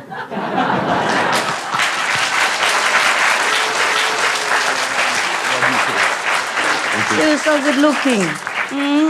And so brave. My God. Really, you are brave. Because if I had such a depression since I was young like that, I'm not sure if I survive until now. How you do that? How did you do that? I just know that death wasn't going to be the answer. Yeah, That's the only thing I Wonderful. At least you have wisdom, man. You cool, okay? Sorry that you have to suffer so much. This is where a lot of people suffer. I don't know why. I told you I hate it. Yeah. Live on so that maybe one day we'll find a solution. Yeah.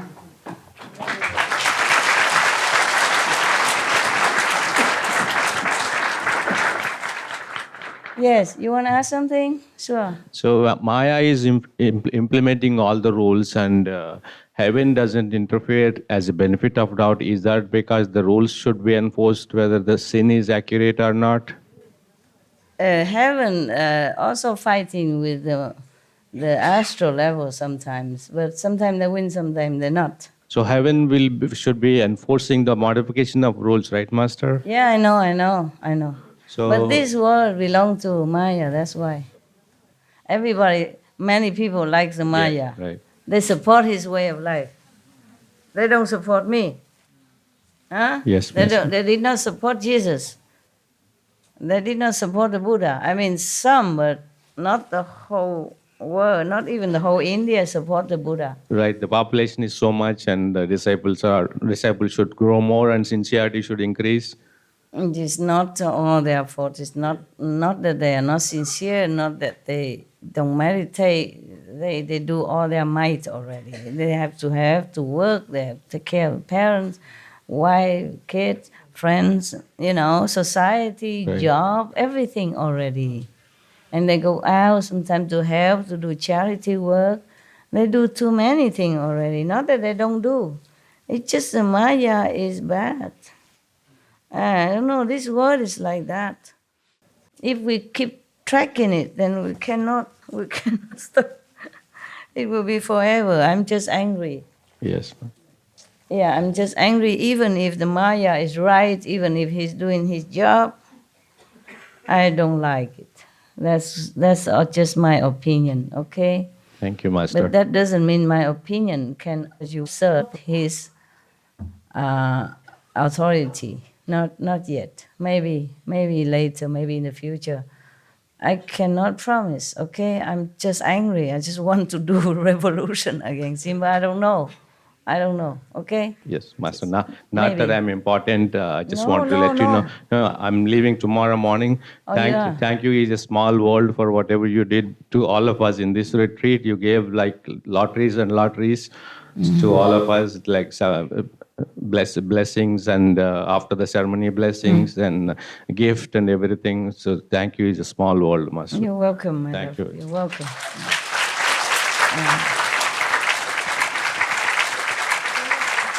I wish I could. I'm just too busy to figure out how to deal with this Maya, okay? I don't know if I'm alone can do anything. The Buddha could not, Jesus could not, other prophet could not.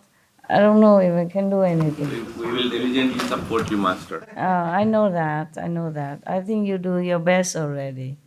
No one else can be better supporters. Yeah, I feel frustrated that I cannot do what you wish. Not immediately like that. Yeah.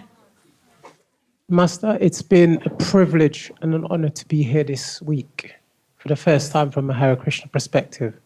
All the things you've been teaching, working with your disciples, they're a true example of how people should be on earth, as in heaven, so it should be on earth. The disciples you have here are an example to you, and the way you teach them, it's unconditional love. The way a parent raises a child. But the thing that's been so beautiful about this week, this has been the best Christmas ever.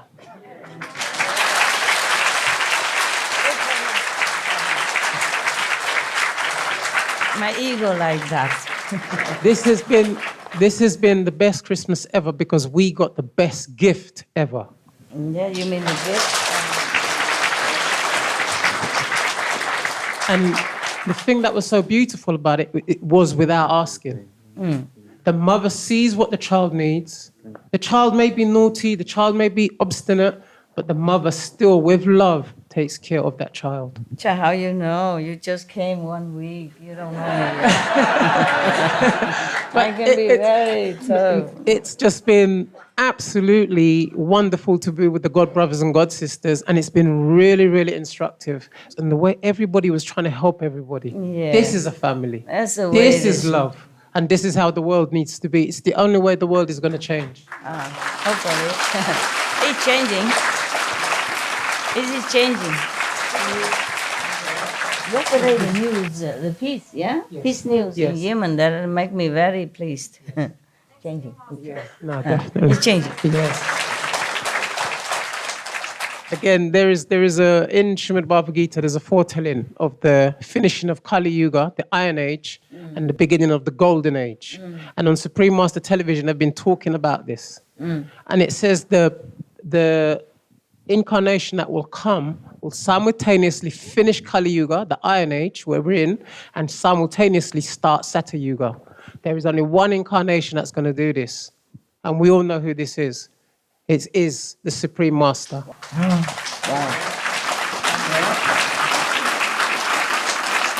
In the Bhagavad Gita, they talk about the Supreme Personality of Godhead. And it says, once you recognize, or you can fully say with wholeheartedly who the Supreme Personality of Godhead is, you will be delivered. And we all know in this room today, Supreme Master Ching Hai is the Supreme Personality of Godhead. And may we all work as hard as we can to help her in the future. Thank you, Master. Thank you.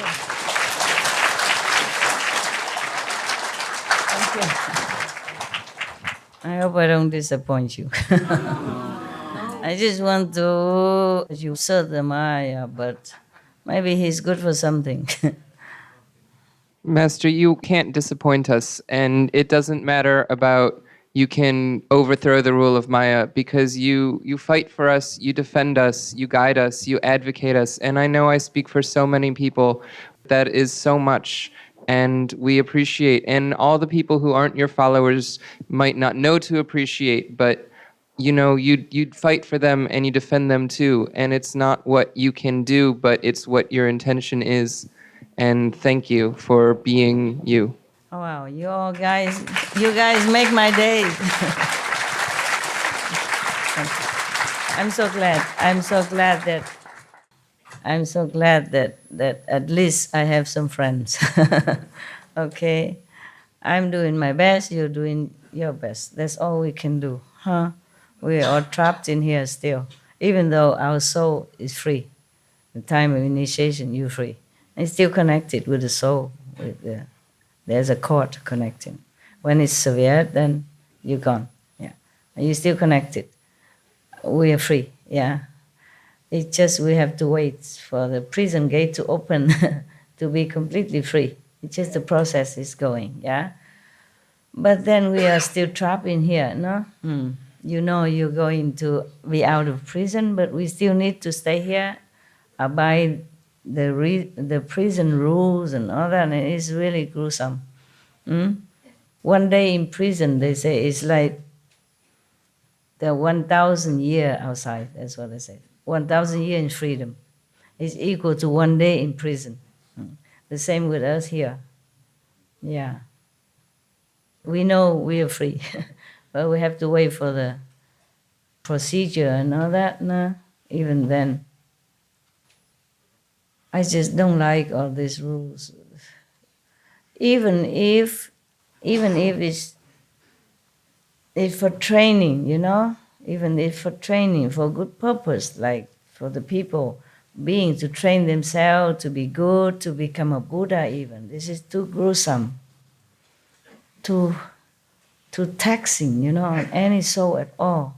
And how can anyone ever make it? If it's not for God's grace or the Buddha's mercy, how can anybody ever make it? Look, it's so much meditation, one stage after another, and still in the Maya trap. And could even go to hell for that. Who can even support this system? But the way the world people behave, they're supporting it. They support alcoholism. They support torturing animals. All the vice. Everything. I support all the bad things. Yeah? Okay. All the vices, she said. Yeah. That means I support Maya. Maya making all this to seduce people, to entrap beings into the vicious circle of, life and death and punishment, torture, hell, all that.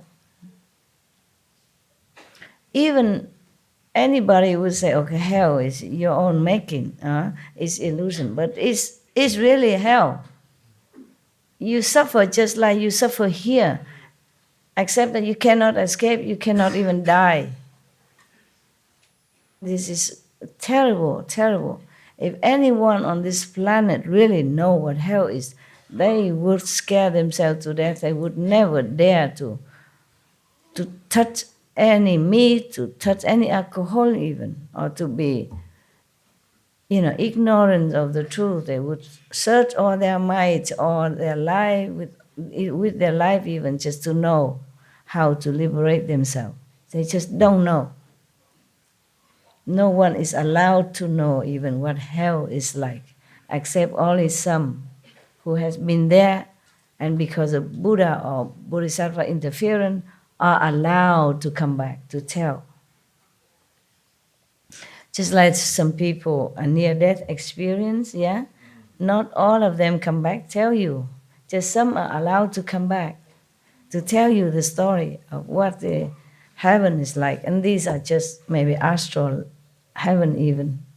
And they like this so much that some come back here just crying for weeks on end because they don't want to stay in this world. It's so suffering for them compared to that heaven that they have been to. Yes, brother. After Master has smashed the mind controlling engine, people are receiving tremendous amount of energy onto the planet, and now it is very, very easy to make anybody vegan. Earlier we had to shout and tell them, still they don't understand. Now people are going towards organic diet, and they're going to Whole Foods and all organic vegan diet, and now the speed has increased. People are consciousness towards animals and everything. The activity has increased tremendously in the last 2 years itself. Yeah, even Vietnam, they protect animals now. Right. So if we go at this speed, probably in the next 5 years. Maybe no more of meat. Yeah, that's correct, Master. Yes. Yeah, who knows? Yes. Thank you. And also our TV channel is getting popular, and I see a lot of telecasting companies are doing, and compared to last 2 months and now, New York Television, Long Island, Staten Island, Connecticut, every channel is picking up Supreme Master TV. One day will come and everybody will watch Supreme Master TV. Right. Correct. Gracias. Korea. 안녕하세요. 예, 안녕하세요. 2010년에 오게닉 비건 CORP를 설립을 했습니다. In 2010, he made a company named Organic Vegan. Organic vegan. Oh, got it. 예. 이번 9월 달에 볼티모어 도시에서 내추럴 프로덕스 엑스포가 있었습니다. 거기에 첫 출품을 했습니다.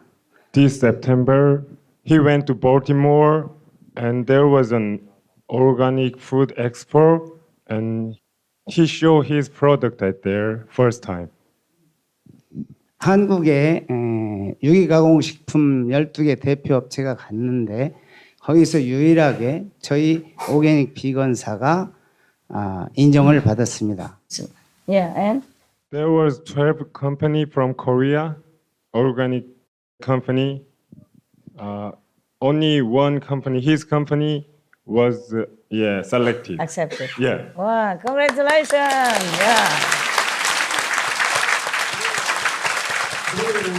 그로 인하여서 미국 바이어들이 한국 저희 지방 정부에 요청하기를 미국 시장에 한국 유기 가공식품이 올려거들랑 저희 유기농 비건을 앞세워서 본받고 오라고 근본 6월과 7월에 초대를 받았습니다. The American buyer said to Korean local government, if you want to come to American market, you should respect his standard and follow him. Follow his example of product, of producing product. Okay, very good. 이거는 스승님께서 지구를 살릴 수 있는 솔루션은 오게닉과 앤 비건이라고 말씀하신 걸 실천하기 위해서였고 여기에 많은 분들도 거기에 출자를 하셨습니다. 그래서 이것은 이 회사는 저희들의 개인 회사가 아니라 우리 모두의 회사입니다. 그래서 이것은 기쁜 소식이 되지 않을까 해서 지금 전해드리는 바입니다. The reason why I made this company was your teaching that organic vegan is the solution to save the world. And many Koreans donate for the establishing company. And he thinks this is very good news to tell you. Good news. Yes, of course. Good news. Thank you. Thank you very much. 감사합니다. And very good motive because he want to save the world, not because of making money or to be famous, but want to save the world through vegan. Good motive, very noble. 감사합니다.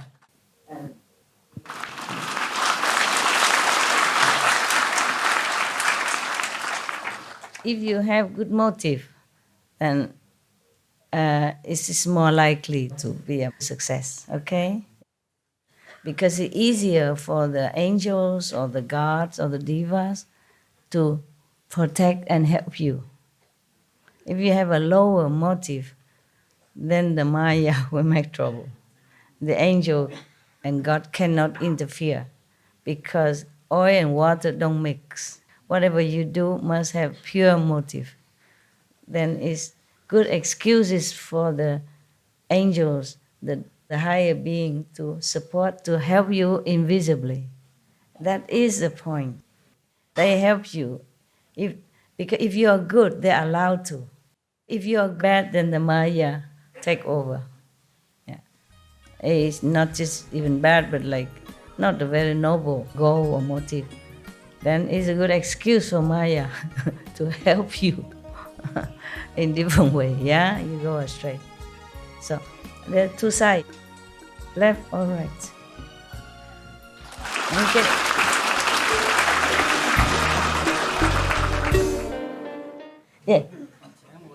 这也是在很长时间之前的事情，我在这个夜梦中看到了一个境界，就是咱们这个标记的问题。我在一个站台上，天上发现了无数的横竖的光格，就是像探照灯这个光格一样，满天照亮，很亮。哎，完了，这光格过去了以后，我就看见这个你标记的 MM 那个是那个母船拖着这个万类的花朵。师傅，您就躺卧在那万类花朵，向天下看大地的众生。我就恨地搁那喊着，我说师傅来啦，师傅来啦！赶快看着我一蹦起来了，一下我蹦醒了，我都看不着了。你太激动了才这样，他看到好的境界，然后太激动，然后就醒过来了，是不是这样？啊，哎呀，以后不要那么激动，安静下来再继续看，啊，不要那么激动，要快醒过来，蹦起来。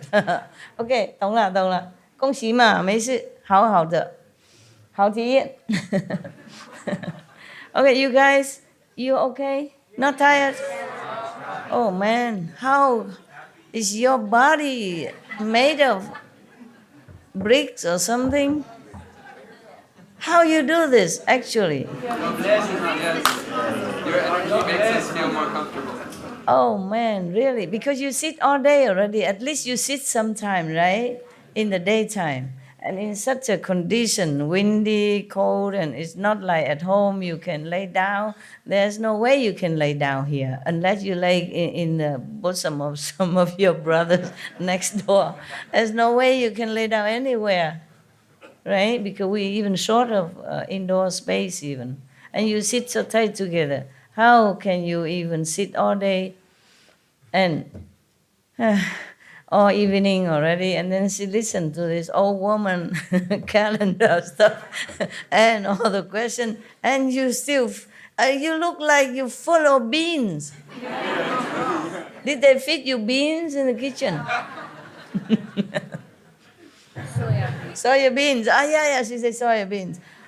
What I mean is, you look so radiant. You're smiling from ear to ear, and you just don't look tired at all. How? Love cannot make you like this. It's your love, Master. Huh? It's your love. Really? It's your love. You worked very hard for this place, and we just came to see you, Master. Your brothers and sisters in Taiwan, they work really hard. They work very hard, yeah? But you come here also very hard, yeah. And we thank the Taiwanese, nah? And they work very hard, yeah? They work very hard for it. It's, even though not as perfect, it just sometimes the ego interfere, yeah? Or the Maya interfere. I have high standard, okay? Very high standard expectation of all of you, not just them.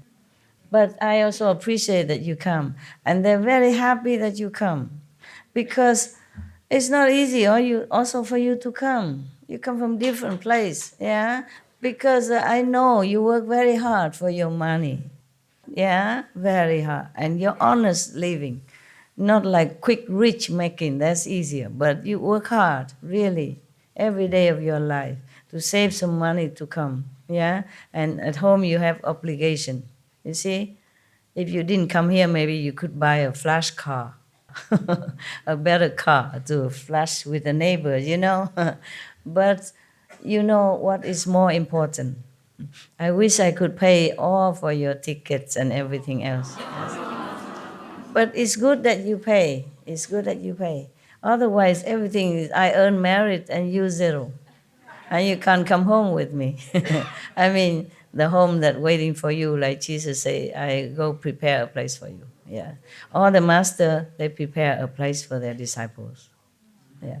If the real master, they have creative power. I mean, not just this lousy world like the Maya made was, oh, God, zillion times so glorious and comfortable, and you lack nothing and you desire nothing, you just feel happy. And then from there, you can even bless the world, yeah, because you're more powerful. Not just we enjoy, but we can bless the world. And we can come back here if we want, but full of equipment inside to protect yourself not to fall again, and to help whoever you think you own a dead last life, or who helped you sincerely. But when you were in this world or the last life, you had not enough power or equipment or opportunity or financial or power to help. You look and you say, my good friend there, I want to come down and take him up. And you have all the power and the master support behind to take that friend up.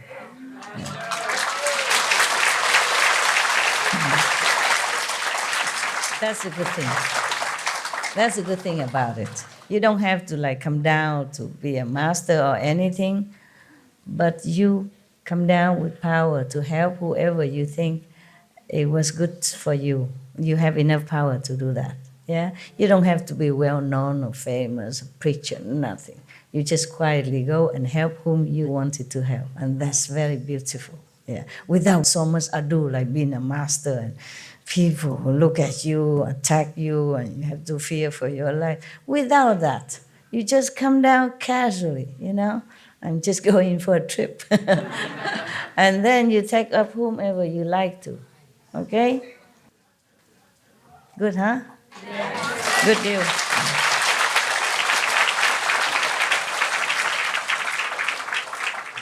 I just wanted to say it's awesome news that you gave us about going beyond the fifth world and just unbelievable. And thank you so much, Master. Ah, you're welcome. How you say you're welcome in Afrikaans? Jy is welkom. Kees welkom. Okay. Imagine we can understand each other, huh?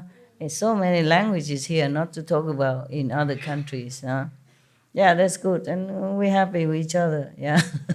And it's been an awesome retreat, Master. Every night, from the first time you spoke to us until even tonight, you've answered so many questions inside. Like every single question I had for the last 2 years inside, you've answered. The first night you answered almost 90% of all of them, and then the second night you answered even beyond. Beyond 100%. Oh wow, that's a bonus, hey? Good for business.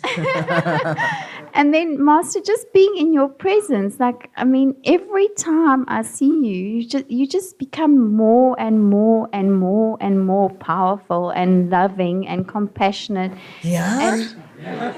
Powerful, no? And Master, what really, really, really touches my heart so deeply is that you're so tolerant with us and you're so forgiving, and so you still give us so much invisible love on a vibrational love that words don't even do justice for us to be able to explain to you how grateful we are to you, Master, and for everything you've done for us. It's okay, no problem. As long as you sincerely practice, do your best, okay?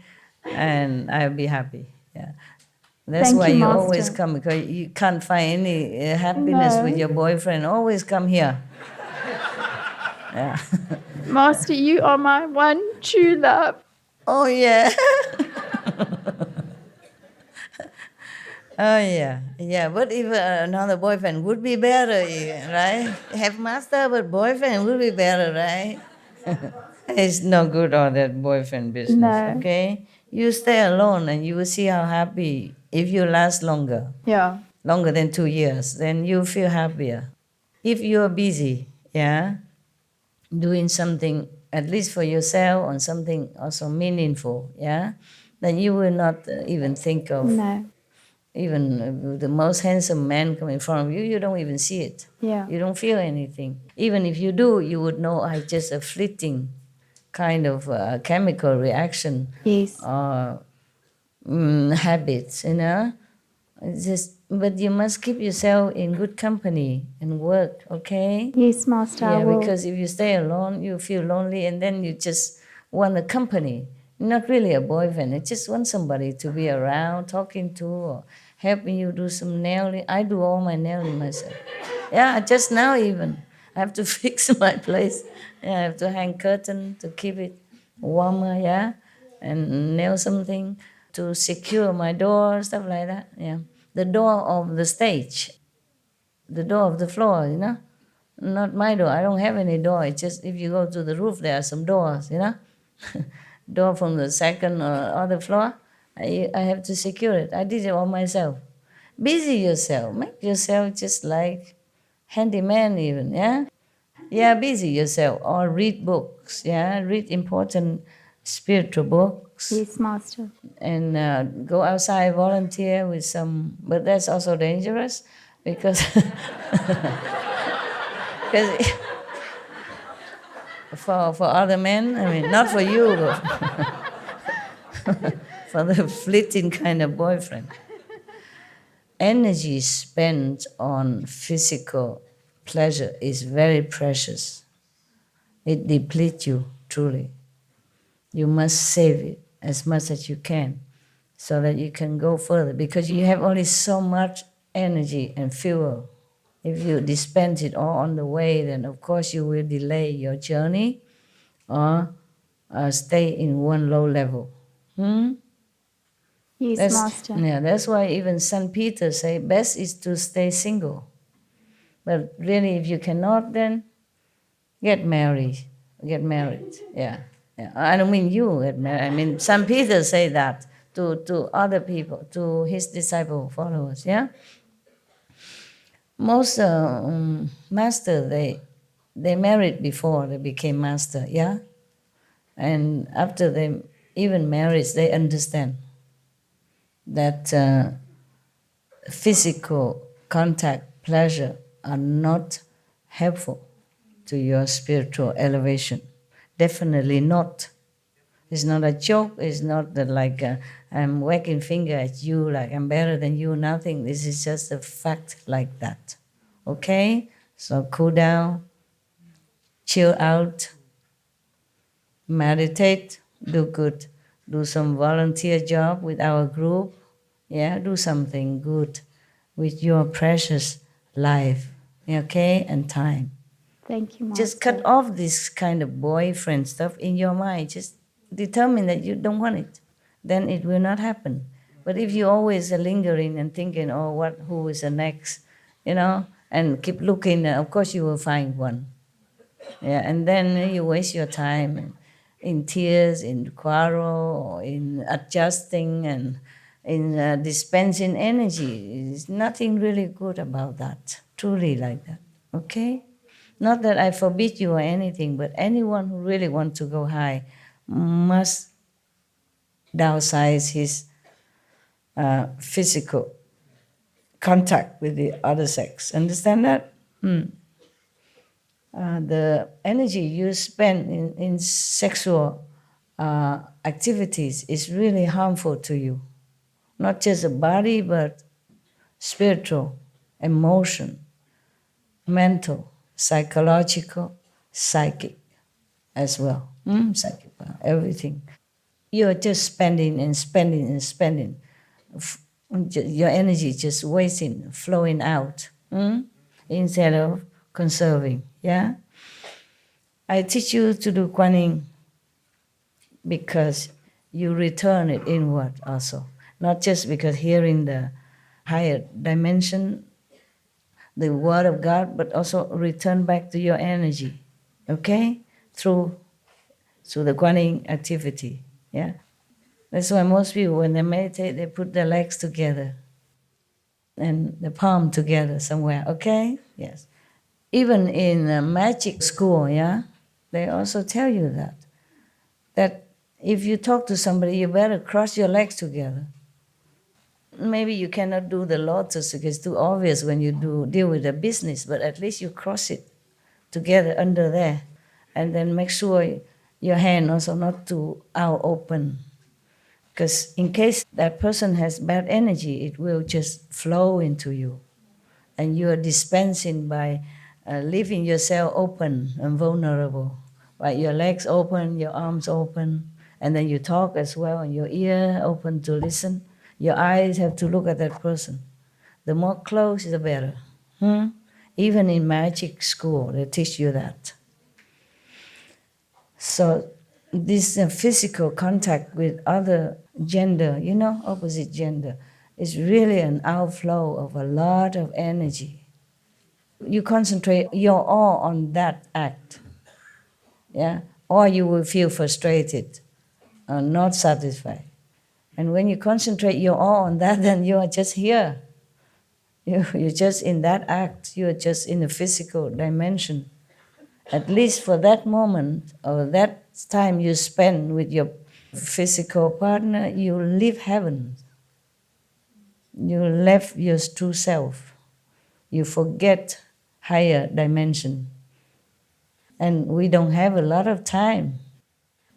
We have too little time already for spending on work, on shopping, cooking, dressing, driving, all kind of things already. And we have only like 1.5 hour, 2 hours to meditate already, if you have. Yeah? And then extra on that, you spend more energy. The physical pleasure costs a lot of energy, more than any other activities. Because you concentrate your all, you give your all in that moment. And it's a waste of a lot of precious energy. Not to talk about there at that moment, you are just right there, you're nowhere else higher, okay? Just in a low dimension, lower level, lower chakra, huh? And you want to go high here, you don't go low down. Okay. All right, any other? Master, I was just wondering, what more can we do? We have a loving hut in Ohio, and it's crazy busy all the time. People love it. I'm just feeling like we could do more to share the teachings, though, because everyone's going vegan, and what more can we do to help? You put on TV, SMTV. If people ask you, you tell them. Okay. And you want to be a preacher? Go ahead. I don't know, like more flyers. We used to do flyers. Yeah, do whatever you think. Okay, do whatever what you think. We want to help. Yeah, more. understand. Because your situation is different. You know, you do what you can. You just use your IQ, think tank. Okay. Okay. Or get together and say, what else can we do? Huh? With your staff, with your friends. So what else can we do? Then just do it.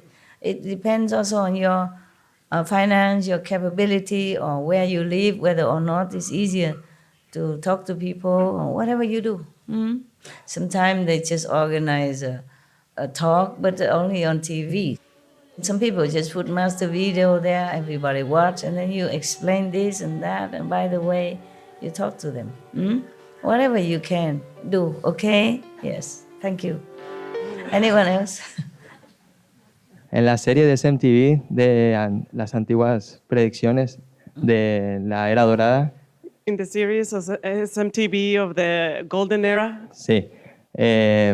Sabemos que a través de los diferentes capítulos se ven predicciones de que la maestra es la segunda venida de Jesús y todas las predicciones de los Hopi y las antiguas tradiciones. In the different chapters, they show about the different predictions about Supreme Master and Jesus. La segunda y todas las tradiciones. And all the traditions. Okay. Y como SMTV es una televisión pública para todo el mundo, no solo para los discípulos, yo creo. Okay. And because SMTV is a public television TV station para todo el mundo. For all the world. Yo creo que la maestra tiene confianza suficiente en todos los seres humanos que la van a ayudar y la van a soportar y que realmente van a querer en la maestra. He thinks that he trusts you, that everybody that watches SMTV channel will be following and believing in you. He hopes, yeah? Okay. Y si no, no estaríamos viendo esos capítulos. O sea, if not, we will not be watching those chapters about the predictions. No, if they watch them, they would believe me, right? You hope. Creo que la maestra confía en los seres humanos lo suficiente para que crean en la maestra. He thinks that you trust in us for us to watch it and believe it. That's why they show it on SMTV. So what's the point? El punto es que la maestra, yo creo que la maestra en el futuro va a tener mucho más soporte de lo que tiene ahora. He just thinks that you will have a lot more support than the one that you already have now. You mean because of the ancient prediction? SMTV and everybody watching and believing in your but what's that teachings. got to do with ancient prediction? Oh, because there's a series about ancient predictions. So he thinks about watching that. That one helped? It will help. And they also show, your teachings along with that. Okay. And he thinks that, He hopes, yes. Yeah. Okay. When Buddha was alive, sometimes he used his power to fly in the air even. His disciple fly in the air, go through stones, walk through stones like nothing. And how many people believe in the Buddha? It seems a lot, but not a lot. When Jesus was alive, he brought the dead back to life. He cured the blind, physically. He broke a small little seaweed into, he fed 500 people. Physically, directly in front of them. How many people believe him because of that? We just show what we show, okay? Just for education, for interesting program. Just show the truth. Whatever we show, it's just the truth. But it's not necessary people believe in that. If they do, of course, it's good. Yeah, it's a very interesting program. Yeah, and just show the truth. Yeah, and it is very good that. Yeah, I'm also amazed when I saw the last one. You know, I said, "My God, where did they find all this prediction?" Yeah, the staff are amazing. You know. Yes. When I saw something about Nostradamus, yeah, the last name of the prophet, yeah, they even know that. Nostradamus turn around become Suma, yeah. I said, my God, they're amazing. They're so enlightened people and so sincere. I'm so, so proud of them. But that doesn't always translate into any believers. People are people. But it's a very good wish and a very positive hope. Yeah, we will see, huh? Okay, huh? Okay. Yeah, all right. Yeah, you want to ask? I have a bit of good news. Yes. When we came with the airline, they messed up our vegan meals. Vegan meal? And so then I explained to the stewardess, I said, you guys continue to mess this up. I said, if you had vegan meals, if you had vegan options instead of vegetarian options, you can feed 100% of the people because 100% of vegetarians will eat vegan. And he said, well, we usually keep 10 items here, and because of the different religions, different people's health, and so on.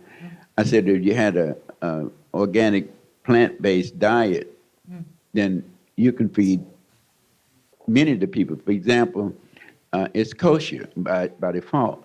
So you don't have to worry about Jews and Indians, Muslims. I said, because people are traveling. They're not sitting down for some big cuisine. They just want a meal for travel and go. And I said, you're missing all of this. And he said, well, I tell you what, I'm going to talk to the people. He said, in fact, I'll give it to the CEO. So it may turn into something great. Yeah, good. We can always help people on the way, when you travel. Yes, you wanted to talk? Okay. Dear All right, Master, I hear you now.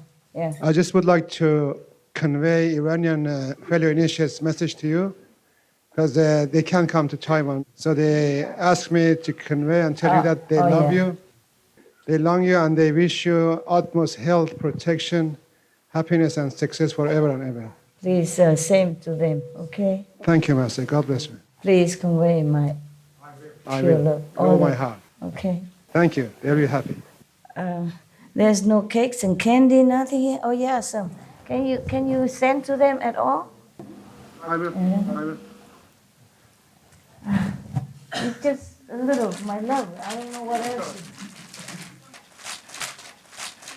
That's okay. I will do maybe 2 or 3. No, take the whole thing. And you divide into different packets and send it, or put in a box, and they share. Thanks for your question. Thank you. All right, good. Any more important question or stuff? Just one. I like what the brother had to say. We need to understand that SMTV is the medicine for this world today. Okay. SMTV is going to spread, and it's going to be for the universe, for the future, because everything Master is doing is being documented now. So have a living guru, a living spiritual master documenting. Who documented? SMTV, all about you, Master, all about your disciples, Master. The more people see, the more people will get. Even having SMTV just playing on your computer in a room, the energy changes. Yeah. The same way Maya works, the molecular structure of most things in our young people, they hear the same things over and over and over. It's played at a certain decibel. The same way SMTV is counteracting that. It is the medicine for this age. So wherever you are, wherever you live, if you leave SMTV on in the corner of your flat, it spreads throughout the whole building. Yeah, it does. If you leave it in the whole building, it spreads for 5 miles. So SMTV, what the brother was trying to say, is probably in this age, the medicine for this age. Okay. So if everybody actually puts it on, leaves it on, it doesn't cost you anything. The same way you leave your laptop on, your iPads on, whatever. If you just have SMTV playing, you're benefiting your neighbors, your animals, every living entity within that 5 miles. It does. I can tell you that.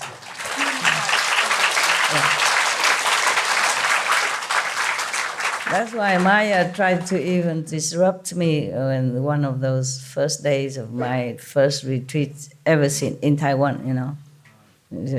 Suddenly the SMTV just blocked out and just noise, just a home like that. Because he does it so discreetly, you know. So I asked heaven, oh, what is that? Who dared to do that?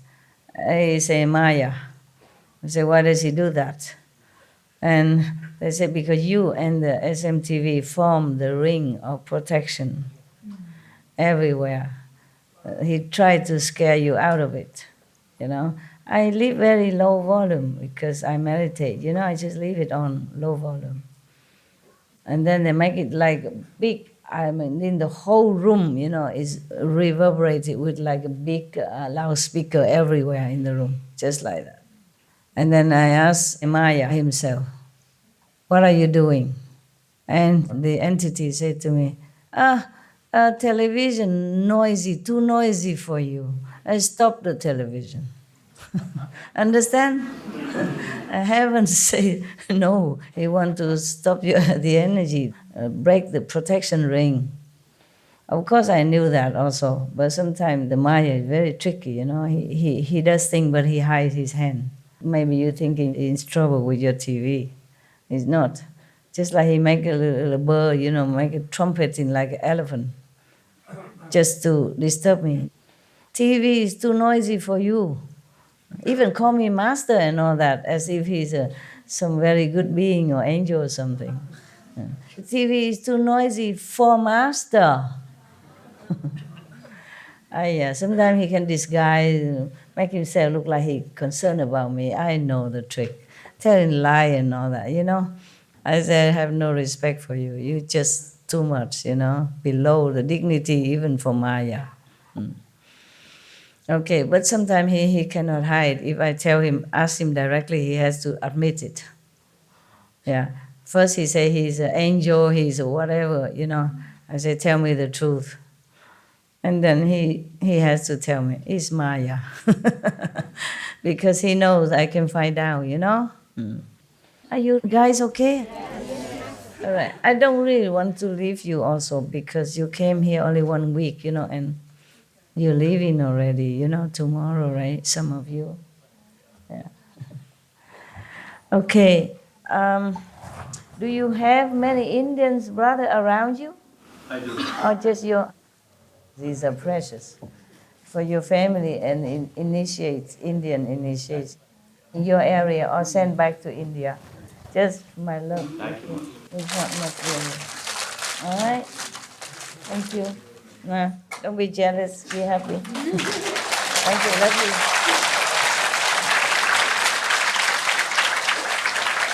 Are you okay? Really? Huh? Okay? Okay. Yeah.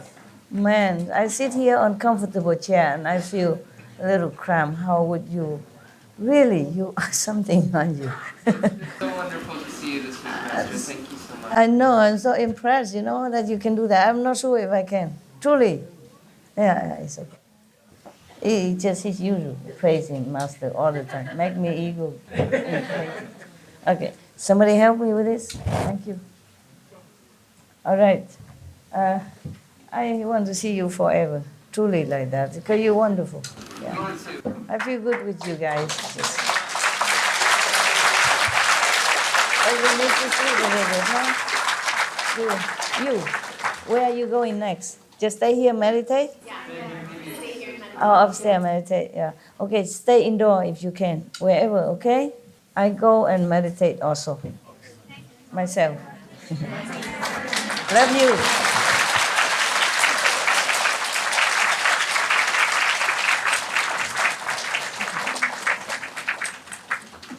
Take care of old teacher, okay? 照顾老师啦，那个老大的老师哈。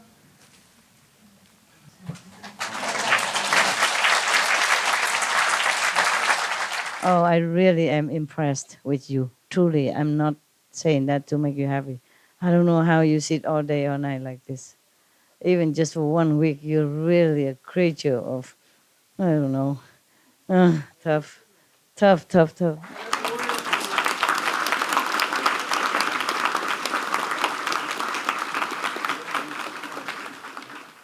I will forever love you through all the world, through all the lovers, through all the beauties that you so adore, through all the beauties that you so adore.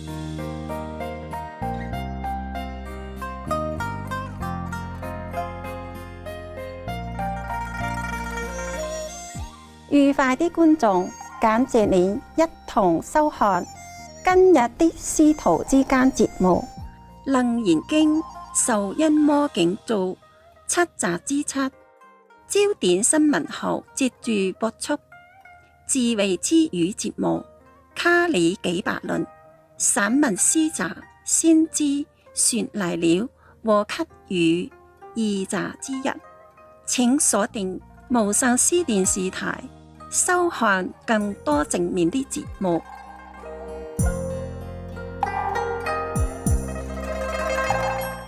祝你的生活充滿無條件的愛與仁慈。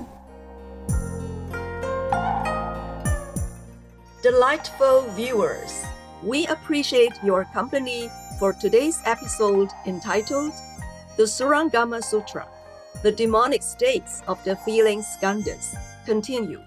Part 7 of 7 on Between Master and Disciples. Coming up next is Poetic Essays from the Prophet by Khalil Gibran, The Coming of the Ship, and On Giving, Part 1 of 2, on Words of Wisdom, right after noteworthy news. Please stay tuned to Supreme Master Television for more positive programming. May your lives be filled with unconditional love and kindness. Our programs offer many languages. Please visit suprememastertv.com/schedule and suprememastertv.com/BMD.